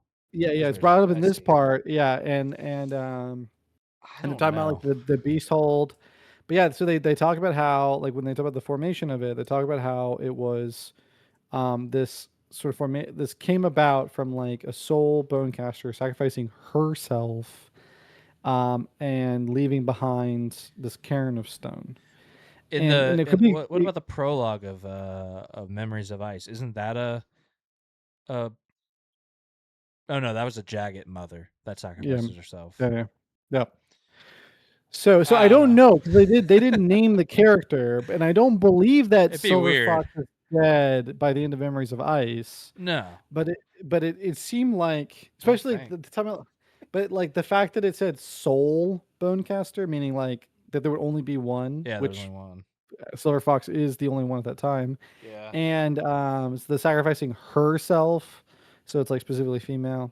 So it just seemed like there was a very strong indication that at whatever point this takes place, like that might have been Silver Fox, and she might be dead now. Yeah. And well, it has to be in the future, right? Right? Because we know, yeah, obviously, exactly. in the future, Yep. we see Yep. her alive. Yep. Yeah, that to me, that's just like one of those, another one that I'm like, pff, I don't know how important that is. I think that scene has so much shit going on in a very small amount of time that like so many new ideas are introduced, revelations are made. It opens up the story so much that I'm like, I don't even know what to latch onto because I need to latch onto all of it. So it's one of those that I'm like, I wonder if this just like it'll. That's why I think for me the important thing that I took was like Unas has a son, and that's what I can latch onto and actually remember, and that there's this like tower into other. There's more realms than maybe we were like led to believe, but I don't know if that is also just like holds / warrens, because I think we kind of learned that warrens and holds are like basically kind of synonymous. So are like our realms too. I don't know. Wouldn't put it past them. We're gonna have 4 names for the same thing, which to be fair, I think from like a cultural standpoint, that makes a lot of sense, right? Different cultures would call the same thing something different. So I like it from that aspect. It is cool, but it can things can kind of get lost for me, to where I'm like, I just have to at some point make a decision on what I need to latch onto here. And I just, I think we've up to this point, I've learned to trust the process, and I don't think Steven Erikson. I think when he overwhelms you, I think it's intentional. Personally, it feels like he's overwhelming you with information because he doesn't want you to internalize everything word for word. At least I hope so. I hope this isn't one of those pop quizzes. He's like, all right, name the Talani Moss that was inside the fulcrum hold when Featherwitch touched Unas with it. Go. And it's like, I don't remember. He's going to show up in book 10. Hey, it'll be him, Prawl, and Buke showing up together and being like, we were the crippled god the whole time. And that will be the end. I mean, we've done it. We can stop now. Are you trying to find it? Yep. I can. Do you know what? Yeah. So. You got it? Okay. So this might be a little bit much, but basically they're with Rudd. And it says they emerged on an uneven but mostly level sweep of blackened bedrock. Small boulders set end to end formed an avenue of approach from the cave mouth that led them on an inward spiral towards the center of the clearing. Beyond, the sky shimmered with swirling colors like shattered rainbows. A cairn of flat stones dominated the center of the spiral. So this cairn of stones. In the rough, awkward form of a figure standing on 2 legs made of stacked stones, a single broad one forming the hips, the torso made of 3 more, the arms each of a single projecting rectangular stone out to the side, the head of a single oblong rock sheathed in lichen. So this is that cairn of stones in the shape of a human. This is like I know what you're talking about now. This is the tower, basically. Yep. Yeah. The crude figure stood before a squat tower-like structure with at least 12 sides. 12 sides. The facings were smooth, burnished like the facets of natural crystal, yet light in countless colors flared beneath each of those surfaces, each plane spiraling inward to a dark hole. Udanos could feel a pressure in the air as if taut forces held in balance. The scene seemed perilously fragile. And then we get this whole like weird language, right? Mm-hmm. And it says Ulshun says his people came here with a bone caster. So Ulshun is an Amas. Mm-hmm. He says his people came here with a bone caster. It was a realm of storms and beasts, countless beasts coming from those holes. They did not know what they were, but there was much fighting. The Talani Moss warrior spoke again at length. Their bonecaster realized that the breaches must be sealed, and so she drew upon the power of stone and earth, then rose into her new eternal body to stand before the wounds and hold all with stillness. She stands there now, and she shall stand there for all time. Yet her sacrifice has stranded the Talani Moss here, hasn't it? Udanas asked. Yes, but Ulshan and his people are content. This land is a path, what we would call a road, Found said, frowning as he struggled to make sense of Ulshan's words. Herds migrate back and forth. They seem to come from nowhere, but they always come. I don't know. So- I feel like it could be, but it could also just be a Talani Moss bone cat. Because, right, it's like, Sure, I guess it could just be but it's one. but it says his people came here with a bone caster, so it makes it seem like that bone caster is the one who sacrificed herself, which again may not be time wise, may not be like exactly the end of Memories of Ice, but it seems like it's indicating what ultimately happens with Silver Fox. I don't know. That's how I took Maybe. it, and that may be wrong, but Could be. It'd be cool. It would, could be I interesting. mean, yeah, it could Yeah. be a cool end for her. Mhm. It is crazy thinking about like how and it's gonna sound like I'll just say it, how little I care about the Talani Moss right now. Because I'm so interested in the Eudor, and like before it was like, remember when we were first getting like information about the Talani Moss, it was like, oh wow, this is so interesting. This is a huge, like, this is so much information to take in. Wow, I'm really learning about these guys. Oh, now we're barely gonna talk about them anymore, and we're gonna do that again for the Andy and the Eudor, and like it's really cool. Like, because now you can just kind of mention the Talani Moss, and I feel like, oh, I know them. I'm not really as confused about them anymore as like a people.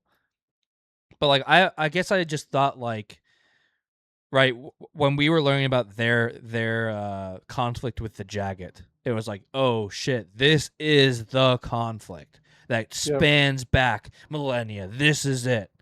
And it's really just like, nope, that's not it. There's people before them, or maybe more important than them, or it seems like, right? It seems like the Eudor, the Tiste people, and like the Kachane, Chamala people, and the Nameless ones. I feel like maybe more like a bigger presence than them, and it's just cool how it's just like more layers, layers and more layers. But yeah, that is and we did interesting. I'm also curious. That definitely would mean that time is way looser than anything we've seen so far.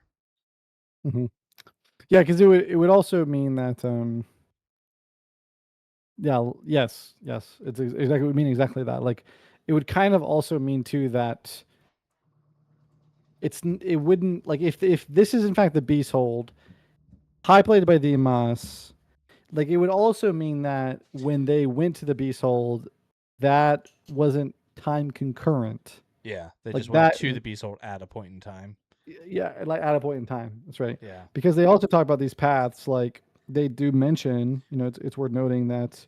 Well, they so say you're the saying place where where they the- go, you think that is the Beast Hold, I think that's what they're, maybe so, but I thought that's what they were talking because about. they're was they're like inside the Fulcrum Hold, which I think is different than the Beast Hold.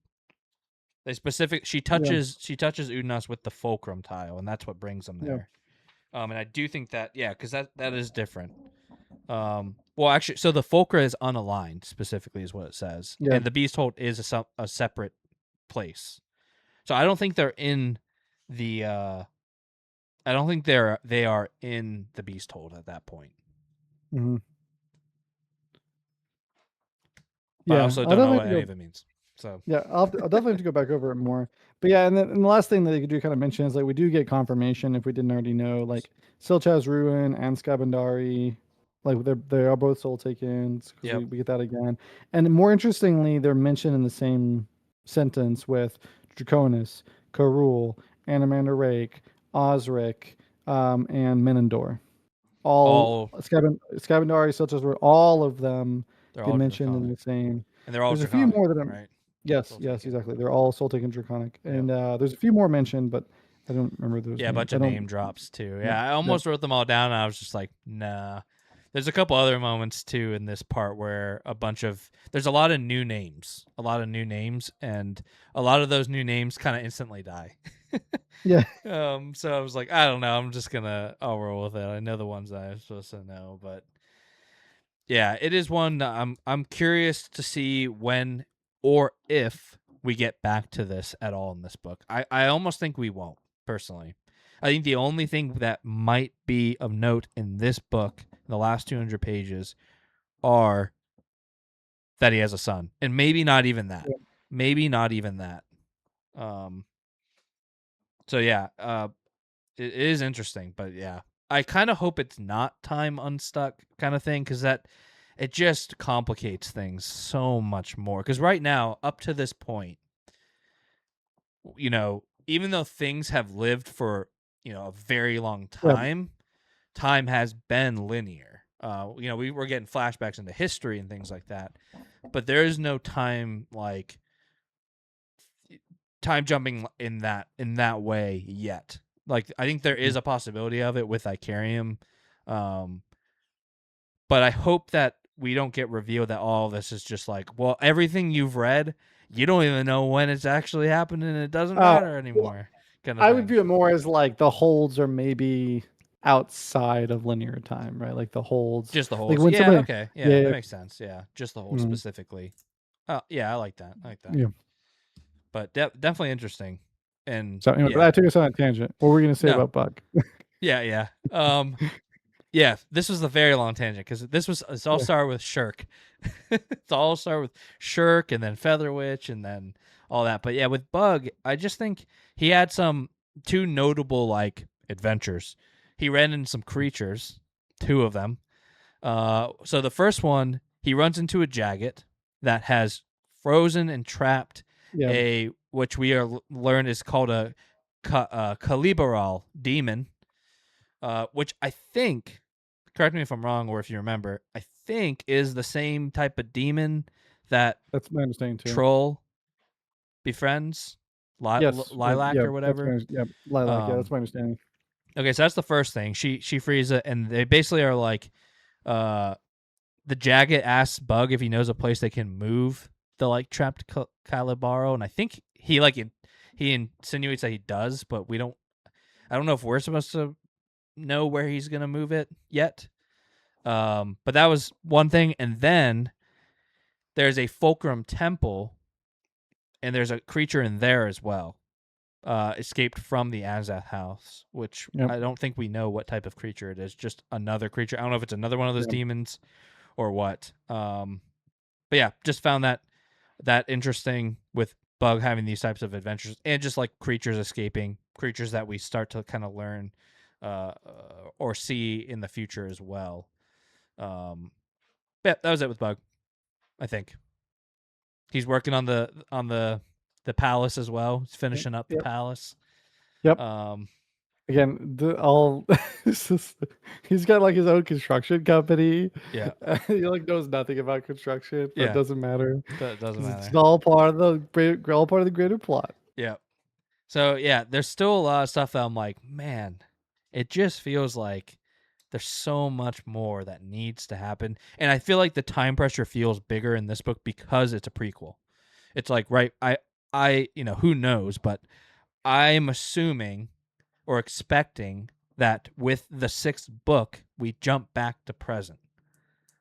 So in my mind, if that's the case, I would assume so, all of this needs to get wrapped up in 200 pages, or to a way, or these characters start to become more relevant in the story, which feels more realistic. And honestly, I hope so, because I like all these characters. I would hate to see none of them again, right? Obviously, I think Rulad. I don't think Rulad gets beaten in this book. I'd be surprised. Yeah. I mean, importantly, if the next book is falling after, let's say, House of Chains, that's not that far in the future. Yeah. I mean, all things saying, all these people would be alive. Yeah, as far all as these people could be alive. Like a human could still be alive. Yeah, right? Yeah, we're basically jumping within a 15-year or so period. Yeah. So. Yeah, and we've also, speaking of stakes and everything, like I said, I don't expect Rulad to survive this book, and that's because we know that he does survive this book, because they talk about the Emperor that comes back to life and everything. So I do think that takes a little bit of the stakes out of the book, a little bit, which is fine. I don't think that's a bad thing or anything. But I am curious to see who else makes it well, let's just talk about Saren. I think really, who else do we have? Saren and Troll? Yeah, so we've gone And through like and now all of Rulad, I the guess technically. all of our. I mean, we've talked about Udanas. Let's kind of hit on Roulade. I mean, we're gonna. I feel like there's not really much else to talk about with Roulade, uh, except like what we'll get to when we talk about Yeah, Saren I see. story with the Yep, Crimson Guard. yep. I agree. Um, and really the only other thing to note is just like, yeah, the war is basically ongoing, right? So Yep. Hole has given information to Rulad. The Warlock King has given information to Rulad. They're pretty aware of Lothari tactics. So yes, the Lothari have tried to end the war pretty quickly, and they've kind of used magic to sort of devastate villages Yeah. and other areas within the Tista Udor lands. But those have already been evacuated, and almost Except for all of those. the Narek, Mm. I think we are led to believe at first that the Yep, Narek were there and destroyed by that first Lethari yep, attack, yep. which we then But find out was not true. yep. Which But I think is interesting. But at least Obviously, it's gonna be more. Rulad has, or no, Fear Singar has at least confirmed that is essentially almost all of the Eater have left their homes. Yes. Yep. Because Troll talks about like leaving, going to join them, and he even says things like there might be more than you think, but the vast majority of them have left. So Yep. those attacks from the Lothari did not really have much of an effect. Nope. And notably the Lothari are starting to give ground to the Tista Eater as they push closer to Letharos. Yeah. Some And cool so fight. there Lots is, of like. yeah. There's many battles going on. The army is split. There's like sea battles. There's ground battles. There's a bunch of stuff going on. But ultimately, the Eador are winning, and it leads to And the capture of the prince and the queen.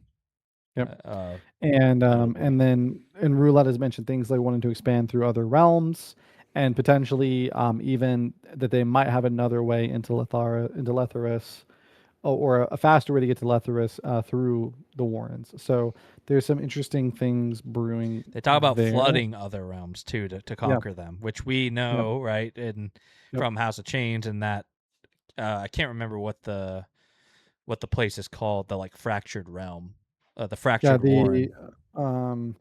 The Demolane or something like that. No, it's not the Corrode Ghislaine, right? Because that's no, Dimmelane. Well, specifically, Dimmelane is the Starval Dimmelane, which is what was mentioned by Ulshan Prahl, which we don't really know what that is, but it's like the nascent, I think, is what it was. Oh yeah, that's what they call it. But we found out that it was the Eador Warren. That's just what they called it. It was like because it's fragmented, right? It's fragmented, like fractured, yeah, exactly. But it's also flooded, right? So that's that was their tactic somehow. And notably, that's where Troll is too. And that's where Troll is. Yep, exactly. So it is really interesting that they're the ones that brought the flood, because that's what the Warlock King is talking to Roulad about, using those tactics about flooding I think to conquer. I can't remember specifically, but in the prologue where we see Troll get chained. Yep. I think he even talked about that, like that they were the water's like rising basically, because they chain him on there, and the water's going to continue to rise until it drowns him. Yep. So it's like them bringing in the water currently, which is pretty cool. It's cool to see that whole connection.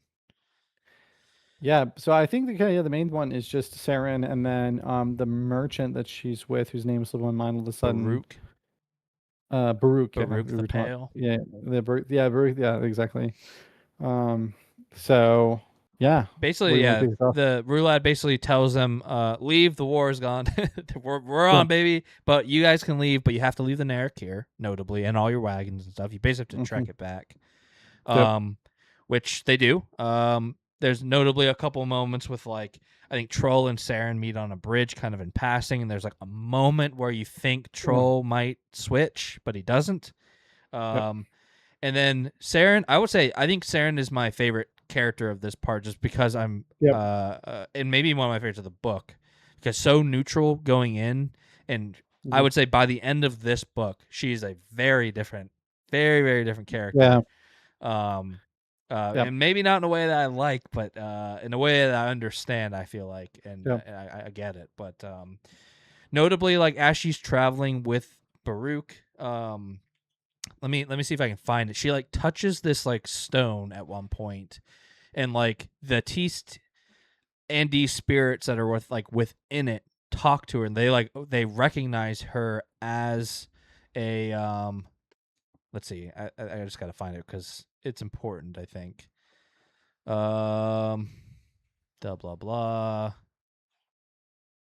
Oh yeah, Garen Eberick offers her a job, which she declines. Because she's like, at this point she finds the destiny that Garen's not worried this whole time. He's like not worried about the war. He's like, it's Lethres's destiny to survive this and prosper. And she finds that disgusting, and she's like, I'm not going to work for you, basically. Okay, let's see where, because that skips a chapter. Yeah, so they return without the Narek. Yeah, here it is at the border of some town. I can't remember which one they go to, because they go to a lot of different towns on their travels. She rests her head against a polished black marking stone, and hears the voices of I wrote Edor. So at the time, maybe it was implying it was the Edor wraiths. I don't know, or maybe I meant Andy. I don't know. Some race claiming that she is a mistress, one of two, to the same hold. Don't know what that means. Seems like that's right. Has more significance than we were led to believe, or someone she's going to become. Baruch then reveals to Saren that he is in fact indebted to somebody. That's why he kind of did this, some of these merchant things. Yep. They reach Craig's Landing. They find some. This is when those three powerful mages launch that attack, which just continues to disgust Saren. And even like kill some of their own. It's like a crazy like wall of like wind and fire and like. Yeah. Also, it's worth knowing there was kind of I can't remember if this was here or if it was later, but there was kind of a funny moment where Baruch reveals his indebtedness, and then she basically tells him like, "Have you ever just tried being absolutely and utterly useless?" Because he doesn't want to work as a spy. She's like, if you just make yourself useless, then... they won't make you. Yeah, exactly. So then they're kind of like, I found this part a little bit just interesting and weird, but I kind of like it, I guess. Is like, we find out Baruch has been like not poisoning her, but like poisoning her, not to like kill her, but to kind of, I don't really know, to dull her essentially on the trek back. Do you know why he's doing it? Well, you're saying that he's been poisoning her. I thought he just drugs her the once. So he drugs her the once, and then she kind of wakes up in the other place. And I think throughout, we just skip that journey. But I think throughout that journey, he continues to like subtly kind of just keep her in a daze. I don't think it's like a one and done. They have to take a boat somewhere, so it's like a journey off the page. Throughout that journey, he drugs her. Yeah. Not this entire time. Not like since they leave the village or anything. Just like from that point on, until she wakes up and goes and finds him. Yeah. Well, so my understanding was that he's basically just trying to keep her incapacitated because he's going to go kill himself. And he thinks that she will stop him. Yes. Because he also admits like his love for her. So it feels romantic to me. Yeah. No, that's how I take it too. Is like he doesn't want to face her. He doesn't want to have to explain it to her. He doesn't want her to try to stop him. And so he's taking like the easy way out because he's indebted. He doesn't see another way out. He thinks that she will stop him, so he kills himself. Yep. Which is really effective. It affects her pretty greatly. She's great. I mean, that's a great scene. I was not expecting it really. I didn't really know what was going on. I feel like he wrote it really well to where like I also felt a little bit like I was in a daze until we see it. But I thought it was really good.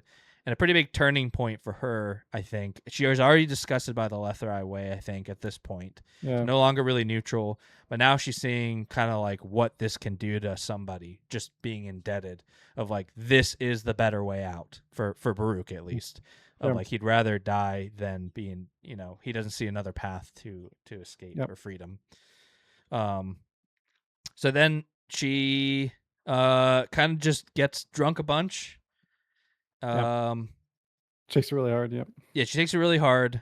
I think before she goes on this like drunk rampage, she does meet Iron Bars for the first time. Before she does that, no, I'm pretty sure she met him when she was getting drunk in a tavern.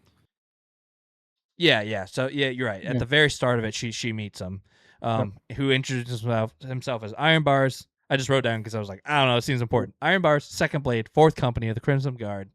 Yep. And I don't believe that's the same company that we saw in Gardens. Yeah, but they were Crimson Guard as well, though, right? Yes, in Yeah. Gardens they were Crimson Guard. I know it's going And who's way the guy they back. work for? It's the cool guy with the hammer, right? That's who they were hired by. Hired by. Okay, Yeah. So, but I don't believe that he is like the leader. Like that's Caladan, and like I don't think that he is the Caladan. leader of the Crimson Guard, but they were working together, and so Yeah. and he was he had hired their forces, and I think was commanding them. But I Yeah. don't think that he is like the main leader. And will you remind me who? And it was who I are was the just people looking in back. Dead House and House of Chains? What are they called? They're not Crimson Guard too, right? But They're not Crimson Guard, but they were associated with a red color. yeah. Okay, that's what I thought. I was like, I can't remember at this point. Are these the same people? I don't remember their names either. Yeah, I don't. There's the female character that's with another character. Yeah, Pearl. Pearl, and Is it Lasara Yill or something like that? Lasara Yill, Lasara Yill, yeah. So I can't Um, remember what company she was from. Lasara Yill is Red Blades. The Red Blades. God Yep. damn it. Come on. It's so confusing. So, but I'm going back. The one from Guardians of the Moon was the second company of the Crimson Guard. Okay, so this is the fourth company. This is the fourth company. And then also, which I don't know what this means yet. I was trying to look back at our notes to see if this had come up before, but I don't know if it had. But he's also referred to as an avowed. Yeah, which I think it seems like all the Crimson Guard, at least in this company, are. And so, but I don't know that. I felt like I couldn't remember that. It felt like that name had come up before, but also there's like literally a video game called Avowed, so it's like I hard don't to remember know. it coming up before. Yeah. Personally, but I mean, Yeah. it very much could have. Yeah, sure. but I don't know what that means right now. So like I mean I know the significance of the Crimson Guard, or at least as it's been presented so far. We know that there are forces that was working with Caladan, specifically at a time when, which of course this would be in the future, relative to this story. But I know that they were working with Caladan to fight against the Malazan Empire. So it's not worth looking at them as like they're definitely not like friends to the Malazan Empire. Yeah. So but we don't know why they're here. Don't know whether. So they're here because we don't know why. We know where they're coming from. Yeah. They came from Assail, which we have heard of before. They landed in Lether and became indebted. So they can't leave. Yep. They are also trying to escape, and he offers her to come with them, and to which she declines initially. She declines, and then speaking of it, the Avowed, we know it makes them live inhumanly long lives. Because he mentioned he's got a great granddaughter, and I took that as being truthful. So I think he looks like he's like 50 something. Yeah, he doesn't look too he's old. Probably well over 100 years old. Yeah, it sounds like it's something kind of like the Talani Moss, obviously without becoming skeletons, but like you basically just like while you are avowed in this service, you can't age. Essentially, sounds like it. Yep. And it is something that when someone touches him, I have it somewhere in these notes, which we'll get to. Someone touches him for him to prove it to them that he's avowed. You know who it is? It's the Corlat lady, and she just is immediately overwhelmed with like sorrow and grief. So whatever it means, it probably sucks. Probably isn't great. But yeah, so basically, he offers her to go with them as they try to escape from Lether. She declines, goes into like a drunken state, wakes up in an alley after a couple days having been raped, and just not in a good state. And then these people, her rapists, come and find her again. The city's in like it's in shambles. The war has come.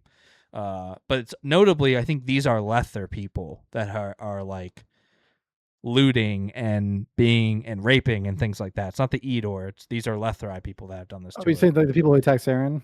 Yeah. Yeah, they're Lether people is how I took that. Yeah, it's exactly. Just like, it's just like people know, right? Like things are going crazy. They're out of hand. They're just taking advantage of the situation. Yeah, exactly.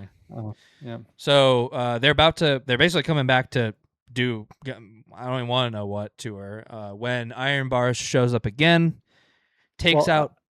I think she did get raped. No, she did. No, sorry. Yeah, Yeah, she yeah, did. And these are the same people coming back again. yeah. Yeah. Which To do probably yeah, worse. I mean, yeah, or continue to do the same. But she yeah. she has been assaulted by them. So then Iron Bars comes up, kills two of them, and then is it I think notably about to torture the last one, like torture, because he knows what Oh they've yeah, done. Yeah. yeah, And she stops him. She still, yeah. even through after all of this, she does stop him and tells him to just kill him. Like I don't want Yeah. any of the theatrics. Just he needs to die for sure for what he did, but we're not going to do the torture thing. And so Ironbar does do that. But one of the last it just speaks to her character after all this. She's still Yeah. not broken yet. Which is Well, crazy. I So think I mean, I think broken, but not yeah, terribly. I think it speaks to her Completely. character. I think it also kind of speaks to the situation as well, and just in terms of how she's responding. Because later on, when she's reflecting back, right, she's like, maybe that would have been more just. Which actually, Well, by the end, that's this where was she gets. Yeah. yeah. And there was like a fun little tangent, and stories like this always have a fun way of kind of bringing some philosophy into it, where we get into that fun little tangent, which I think is really important for her about like fairness, right? She's starting to kind of reflect on that idea of like fairness and how this idea of like fairness being what people deserve is probably not like the most fitting philosophy because people don't get what they deserve, Yep. right? Like it's just not realistic. Yep. But in that moment, I think it's also like worth noting that like how much more traumatized, like granted this person is a terrible person, has done terrible things to her, but like how much more traumatizing would it also be to just see Iron Bars Yeah. Torture this dude like in front of you. torture this guy?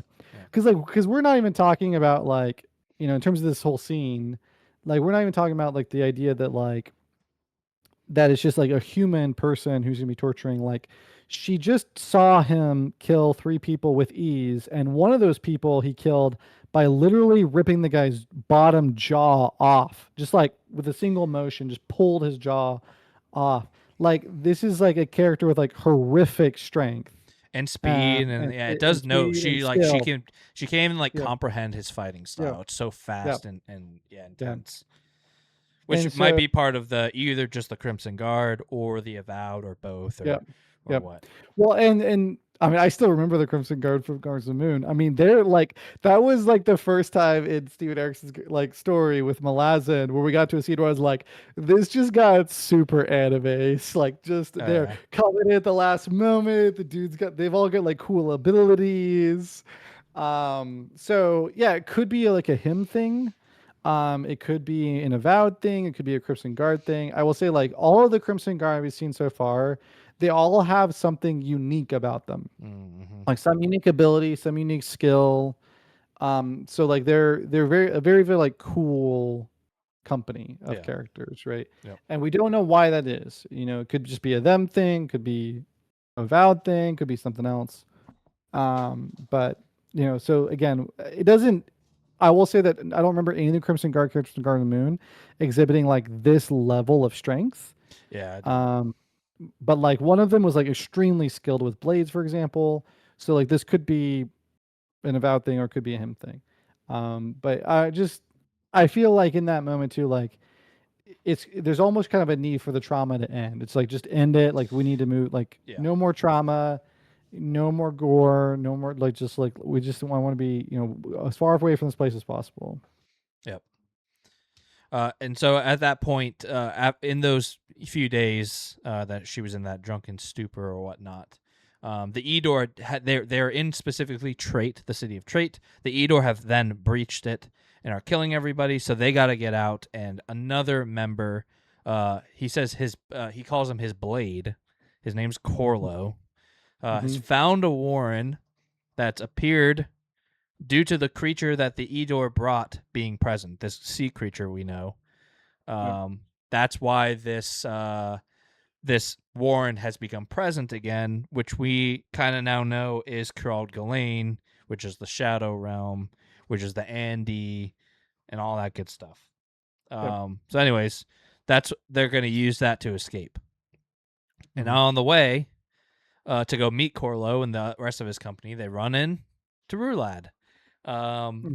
And Unas and the Eeyore, and then Iron Well, Bar's and just like and I believe Saren is like semi-conscious at this point, she right? definitely is aware of who they Mhm. run into Yeah, when they run into them, and yeah, but Iron Bar is just like and yeah, just so she's like in no condition to be like, that's like the Emperor. yeah, Yeah, he's just like, I gotta we gotta get through yeah, these people because yep. they're in our way and they're Eeyore and they're attacking the city. So It's just one punch man's him. he really just one tap Rulad breaks his neck, and Yep. then they just keep going, which Yep. I do think I love the way this is written, how we see it from like one point of view, and like you Yep. notice that she notices Udanas and she recognizes who these people Yep. are but doesn't say anything, and she's Yep. kind of just like, oh oh okay, but she also knows what's gonna happen, Yep. right? She knows that he's come back to life before.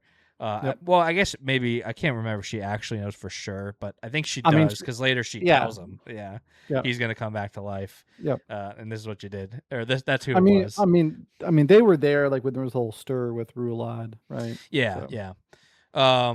So then they just keep going. They get to the alley and they go into the Warren. And this is when they speak to the Wraith, which we've kind of gone over. Sandalath Dracorlat, in which she wants them to. She agrees to guide them through because they have no idea how to get through. And there's a bunch of Wraiths in there. Yep. She's like, I'll guide you to Lether. And I will do that if you, or I guess, I'll guide you out of the city because they end up in Old Catter, which I think is north of Lether or whatever. But out of this, if you take this ring and toss it into the ocean, wherever I spit you out, so I can go rest. And they're like, cool, let's do it. So they do that. They emerge and the only reason why she trusts them to uphold their deal, right? Because she's like, I'm basically putting my life in your hands. The only reason why she agrees to do that is after touching Iron Bars and seeing his truth and being an avowed. So that it carries some form of like honor or whatever. But that is what convinces her to do it. They emerge, they toss the ring into the sea. Corlat's at rest now. Great. Happy ending, right? And Saren, not happy ending. She goes to drown herself. And Iron Bars saves her from doing that. She's just like, she's a mess at this point, understandably so. But he does order Corlo to heal her, whatever that means, mentally or that's what I'm assuming. Like her soul, almost, right? Cleanse her soul from this trauma. Because I don't think physically she's in. I mean, obviously she's not in a great shape, but I don't think she's like dying physically or anything. No, I don't think she's been. Yeah, she's not been dealt like a fatal wound. No, yeah. Mhm. And so that's also when we find out. So we kind of get the POV of Sandalath for the first time, of her going back into the ocean, and like her body's. It's a really like kind of like almost like a horror scene of like she sees like her body coming up, her bones kind of coming up from the depths, and then she hears someone speaking to her saying like, no, not yet. You're not done yet. And so that's kind of the last we see of her until she washes up on the shore with Withel or Withel, and then kills him.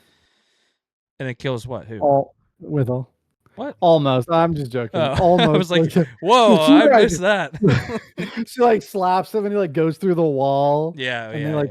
He like passes out because she like cracked his skull. Yeah. Yeah. That's I guess we can talk about that real quick because we'll talk about when we get to Rulad because he goes to see the crippled god. Yep. But after that, actually, that might kind of be no. With Saren, they do continue to travel, and they come across these like horse people who are the people that trained the Lether to ride horses, and I thought this was great. They like trained them to ride horses without saddles because it's like the proper way, which we find out they were just fucking with them this whole time. Which is great. But this family that trained these horses have been slaughtered by Lether, I'm pretty sure, Lether people, who they eventually catch up to and kill them all, including young kids or younger adolescents, I think. And at this point, Saren has like cut her hair.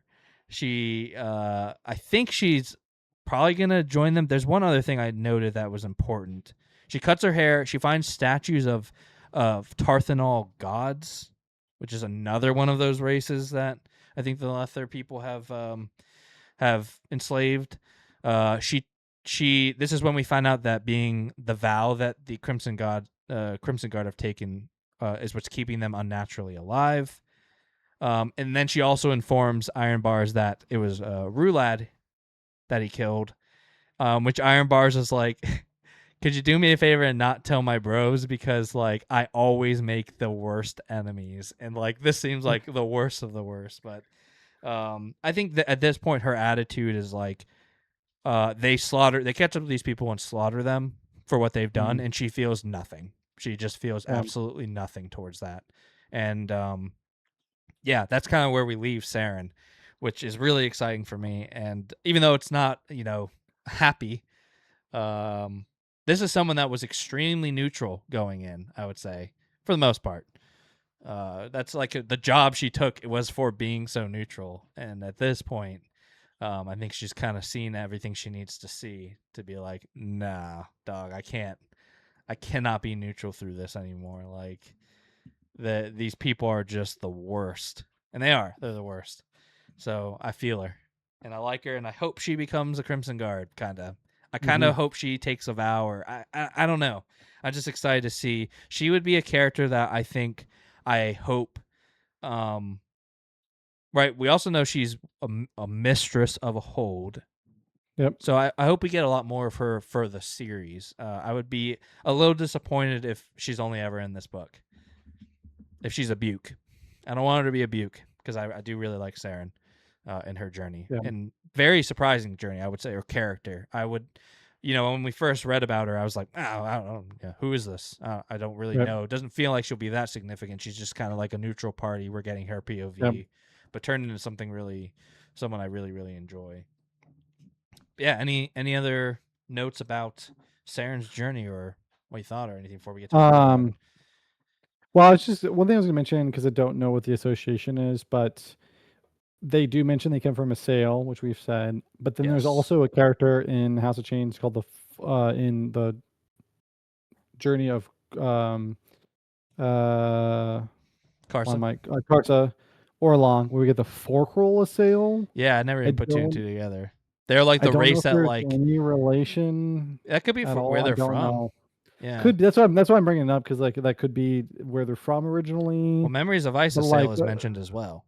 Yes, that's I believe where the Talani Moss go with Silver Fox for the Gathering. So again, but like the Forkroll sail is like really old, so like that could be like they're like bad too. They do talk about them in this part at some point of like how their goal in life was complete and perfect balance, whatever that meant. And we just know that they're extremely powerful. They kind of policed the Jagat and the Talani Moss, who then kind of turned and worked together to imprison them, maybe kind of thing.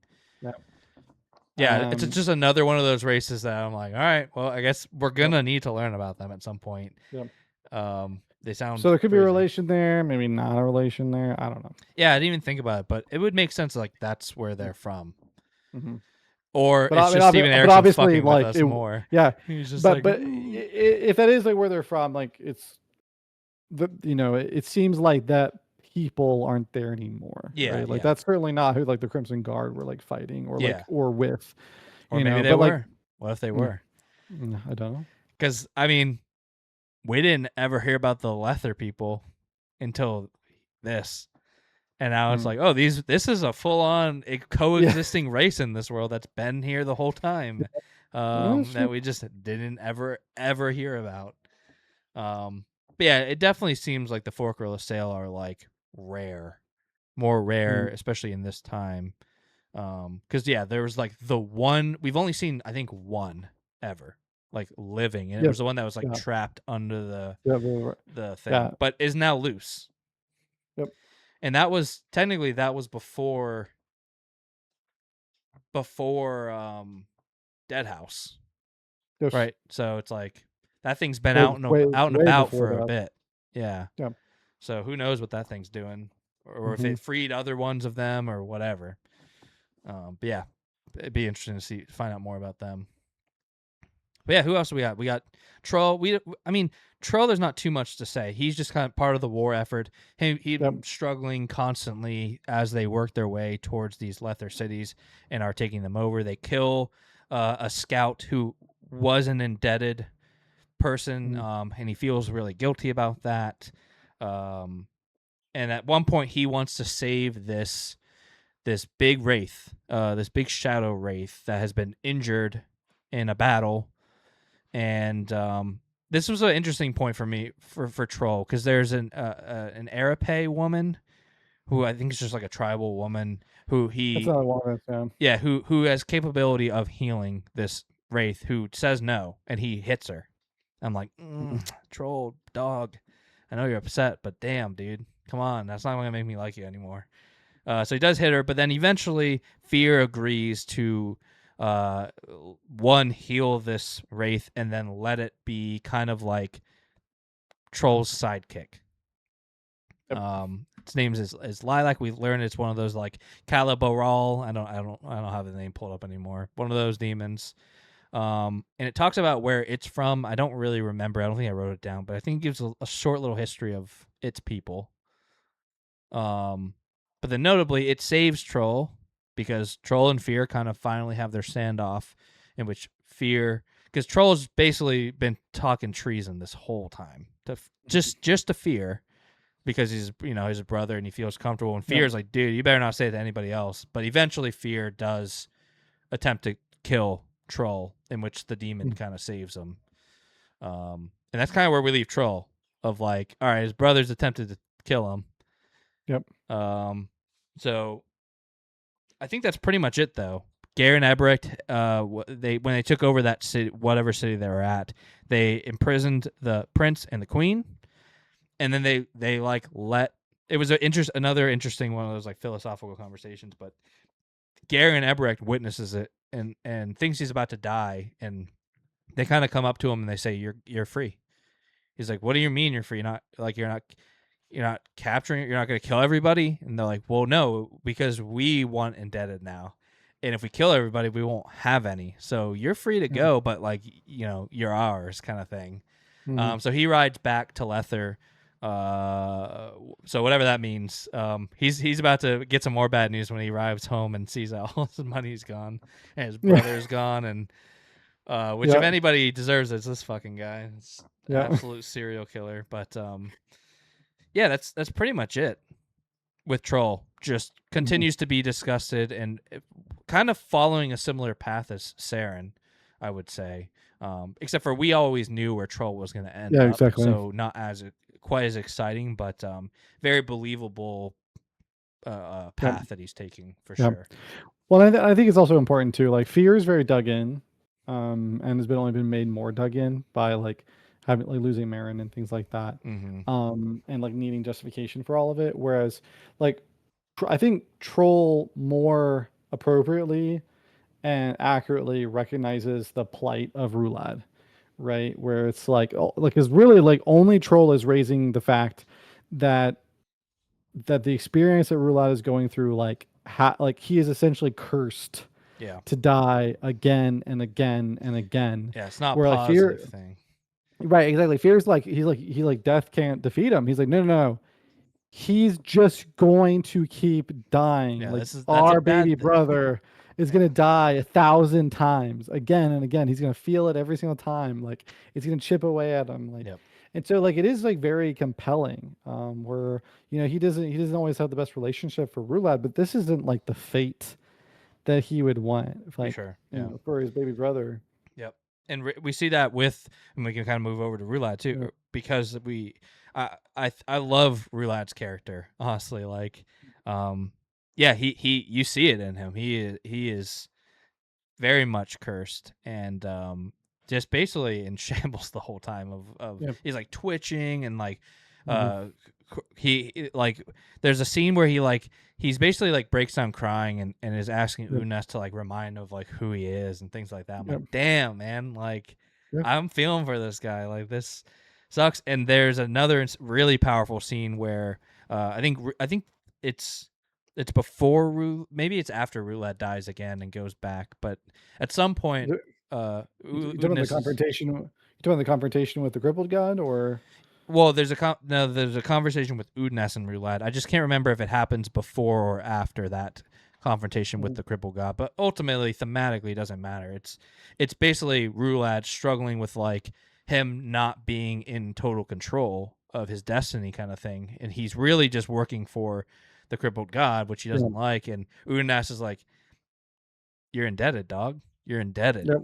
And Yep. that he is not like that, but it's Nope. true. It's like a big powerful moment, I feel like, of Mhm. him recognizing like, dude, you are indebted. Like Mhm. you're the emperor, you're still indebted. So yeah, pretty crazy scene. And then yeah, he meets with the crippled god when he dies again. Mm. He gets brought to the tent. He wakes up on the shore, gets brought to the tent. He basically tells Withel like, I'm not doing this shit. I'm not gonna be his puppet. He gets in to talk with the crippled god. And the crippled god basically tricks him. He does remove the sword, puts it on the ground.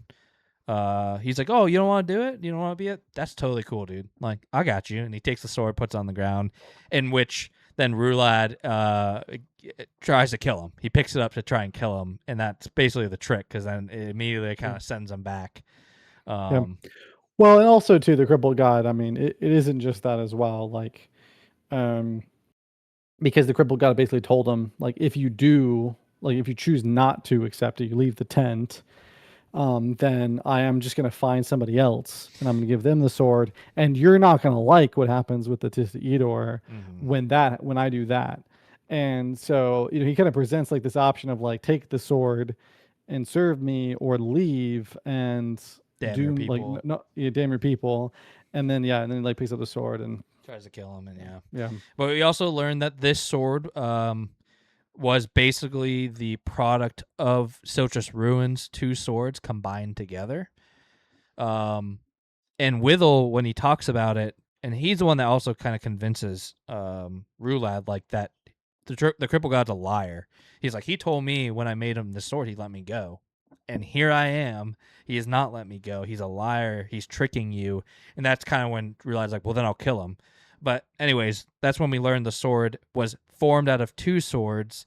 So I guess we don't know for sure it was Siltrus Ruins' swords, but I'm assuming it was. Withel suggests he breaks the sword. So maybe those two swords being, no longer combined would break the curse. He doesn't really say anything more than just you should break the sword kind of thing. So be interesting seeing that going forward, if that will mean or come up again. But that's pretty much it. Then he comes back to life in front of everybody in like a horrifying way, screaming and shit, and like, yeah, I think that was really. They just was that it for them? I think that might be the last time we see them. They just continue to push in. Oh man, I forgot one other thing we didn't talk about with Troll is like somehow the Jek are working with them now, and all these other tribes, but notably the Jek, which I was like, damn, that's crazy actually that the Jek are working with them, and we get some named people. Banaga is like the leader of the Jek. So I thought that was pretty cool. Let me go to the end of my notes and see. Yeah, this is when they talk about flooding the other realms to conquer them.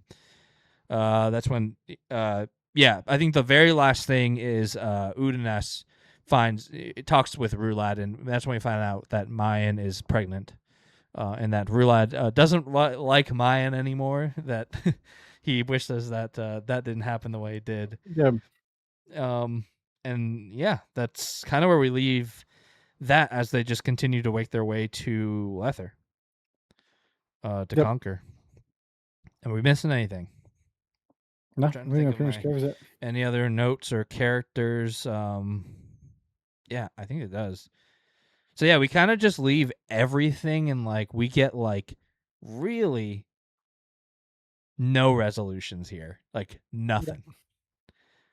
I think.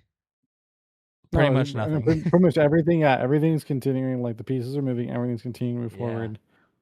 And so it just doesn't feel like there's gonna be enough time. But there's still 6 more chapters. That's crazy. Yeah. That's it. And a nipple. Yeah. So yeah, before we go, because we actually, you know what, we're at 2.5 hours, and the first 30 minutes was us just talking nonsense. Yeah. Um, Yeah, as we do. yeah, exactly, just like we like to do. What? Yeah, just one. Any other things you want to say, just generally about specific parts or anything like that? The only other thing I thought about while we were talking was just that because we did bring up a few times with like Steven Erickson's writing.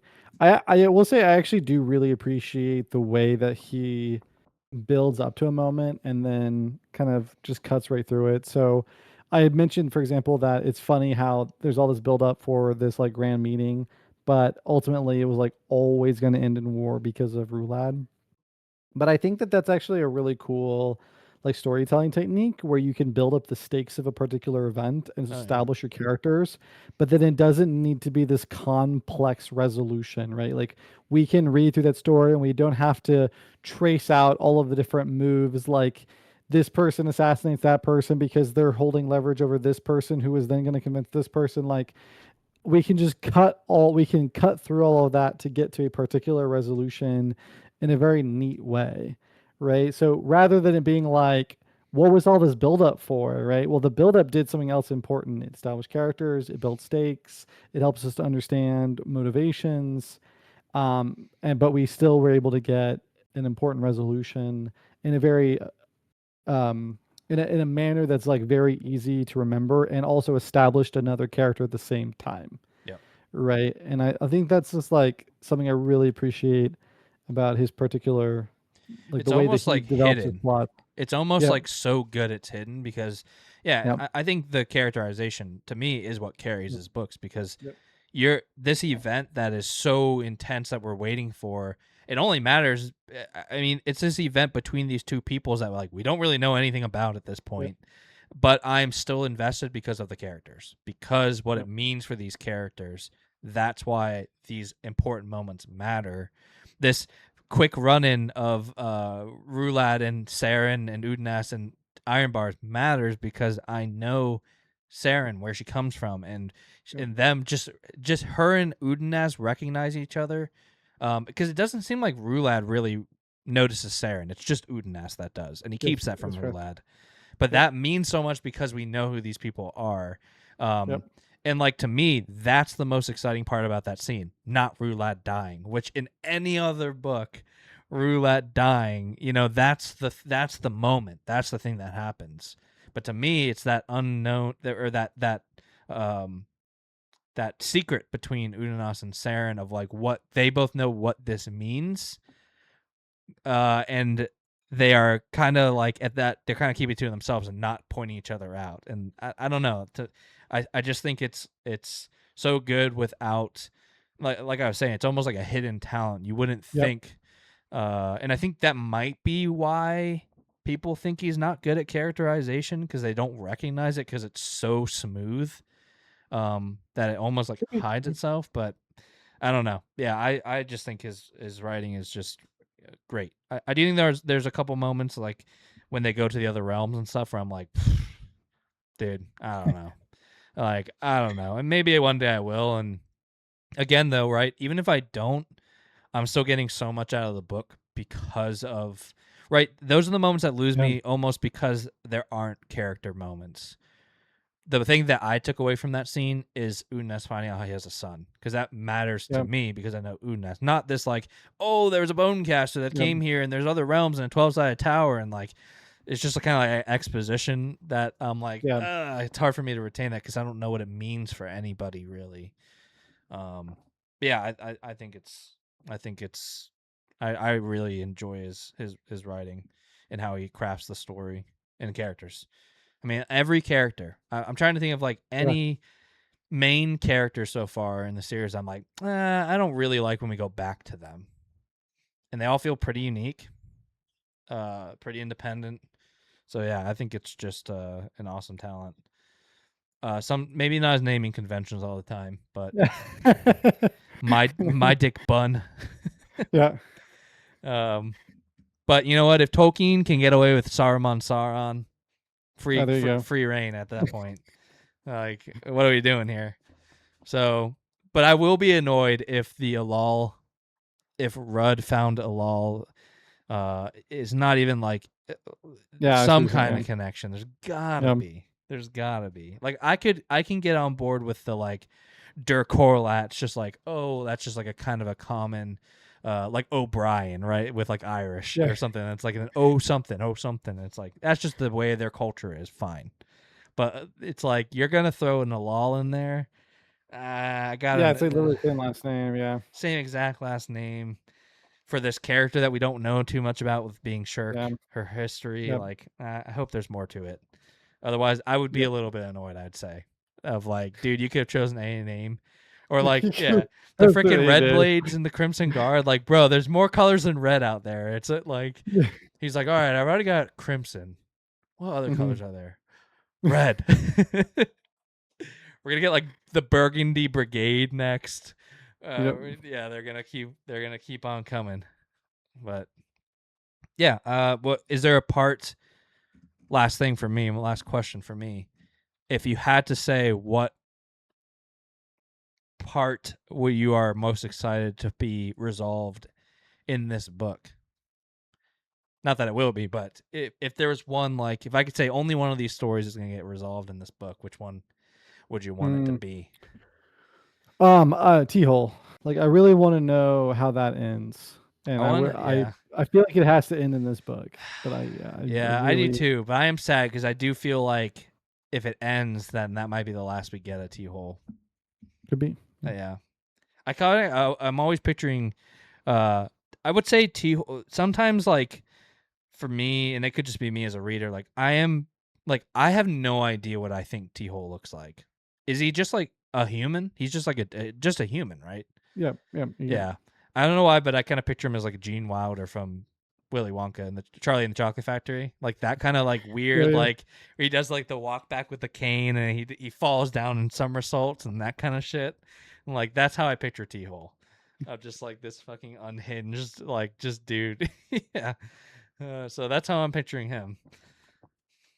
But okay, let's wrap it up. Well, sorry, I guess for me, I want to know Saren. Saren,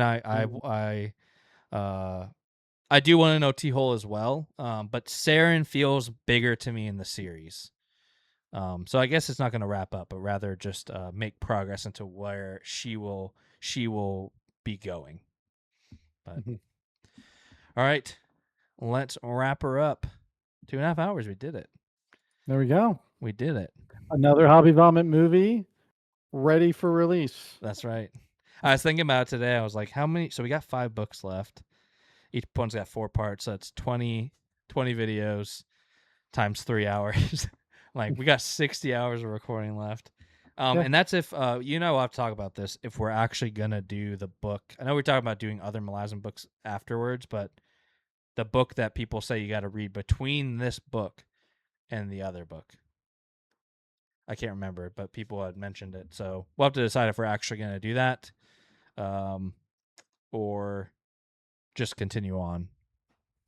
Yeah. Yeah, I guess the other thing would just be whether or not we do videos on it, right? Because we might always just read it and not do videos on it. Yeah, we could. I will say, I feel like I need the videos. I'm not doing this for pure entertainment. I feel like I need it to remind myself of what I've read. But it's great for that too. I'm sure people enjoy watching other people talk about it, but it is nice for me to I would retain a whole lot less, I would say, if I'm not discussing it. I think it's the Crimson Guard one. Someone left some comments on our House of Chain videos about which one it is. But it is an Esselmont book. I know that. So it's not Steven Erikson. So it could be our first taste of Esselmont.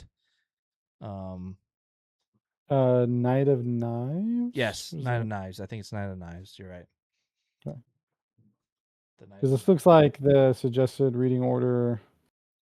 This is the community suggested order on their wiki. Is Gardens of the Moon, Deadhouse Gates, Blood Follows, The Lees of Lauder's End, The Worms of Blearmouth, then Memories, then House, then The Healthy Dead. That was all one book. Or No, those no, are it's three books. Three books. Blood Okay. Follows, The Lees of Lauder's End, The Worms of Blear Mouth, then Memories, then House, then The Healthy Dead, then Midnight Tides, The Knights of Knives, Bone Hunters, Reaper's Gales, Cracked Pot Trail, Return of the Crimson Guard, then Toll the Hounds. This is like the extensive list though. I think Yeah, people yeah, were this is the saying first like list. if you just I know there's like a crowd too that just says just do the 10. Like just do the 10. It's Yep. already it's already a big undertaking. But I think some of these people some of the people that left comments were saying like if you're just doing if like you this is the one we do really suggest slotting in as it Yeah, provides this a lot is of context. yeah, this is the first one by Esselmont. Yeah. Iron Knives. So I'm assuming it's going to Um, provide a lot of context going into yeah. Bone Hunters. Yeah. So, But it seems like the reading order is to do that one before Bone Hunters. Yeah, right yeah. after Midnight Tides. Yeah, yeah. Between those I two do, banners. and I would also be interested in doing Return of the Crimson Guard, because Well, I want to do all of them. Well, yeah, at some yeah, point. but yeah, You mean but that, before, like in yeah, the that could be order they another, suggested? yeah, because I am like, I really want to know more about them. I know. But I do. There's a part of me every that's time like, they let's show just. up, they're so cool. Like it's Yeah. just. But we might get a bunch of them. I feel like Yeah, it's true. It's the true. amount that he could put into it seems like Saren's going to be with them. So I do hope that we're going to get more of them. Although, I mean, I mean, there she have may been a lot not- of she may characters not be just there. kind of go off. That could be Yeah. the thing, because right, I think we are asking about Boshlin and Corbel Baroche, and some people are like, I think I got the impression that we are no longer going to see them in this series, but Yeah, they but are it goes, in yeah. some of the Esselmont books if we want more of them.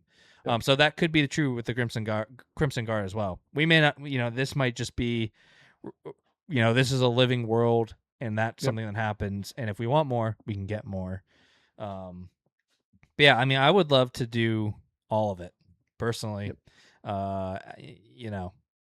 Unless something changes dramatically at any point, I'm in. I want to continue reading about the world and stuff, but yeah, maybe less like aggressively than we're doing now, because there's a bunch of stuff we want to read, so we can kind of like pepper in the. I don't know if the other ones are like considered series, like, or if they're all just kind of standalone supplemental books. I've not looked that far. That's a good question. I do know Erickson has a prequel trilogy and a sequel trilogy that are specifically like prequel sequel.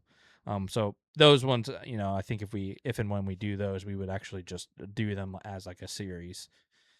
But yeah, the rest I'm not sure with Esselmont, and we might read Esselmont and like hate his writing, and then it's like, Seems like people have liked it though. Yeah, I think so too. Yeah. I have heard that it's lesser than Erickson. Sure. So there's a part of me it's like, do you like it because you love Malazan and it is providing more? Yeah. Or do you truly just enjoy his writing for being, even though it's different? So that's something that we'll just have to figure out. So yeah, it looks like the Karkanos trilogy is the prequel, and that takes place 300,000 years before Gardens of the Moon. Casual. And then Tales of Witness is the sequel, and that's 10 years after the final. Well, okay. I suppose I assume 10 years after the final book. Yeah. Okay. Interesting. So it just says 10 years after the Malazan Book of the Fallen, but I don't. Yeah. I don't know where the 10th. I don't know where the 10th book is. Yeah. So, yeah. The 10th book is a prequel. Yeah. Yeah. So. Yep. All right. Well, let's wrap her up. We got one more book. It's a shorter book. We talked about this may come out a little faster than our previous gaps, maybe a couple weeks. We'll see if anything pops up. But then we'll take, like we said, we are going to incorporate our BARF review into the final video if there's time. If not, we'll just do a very brief one, depending on how much stuff happens. And then we'll probably take a month off or so before we get into the last book. But for now, we are moving on to the finale, and I am very excited. I'm going to start tomorrow. So yeah, all right, let's sign off. Okay, well, again, thank you to everybody who stuck around with us this long. This has been Hobby Vomit. My name is Ian, and this is. Thanks to the veterans. We'll catch you the next one. Bye. Bye. Thank you for watching Happy Farm, and if you like, subscribe and leave a comment.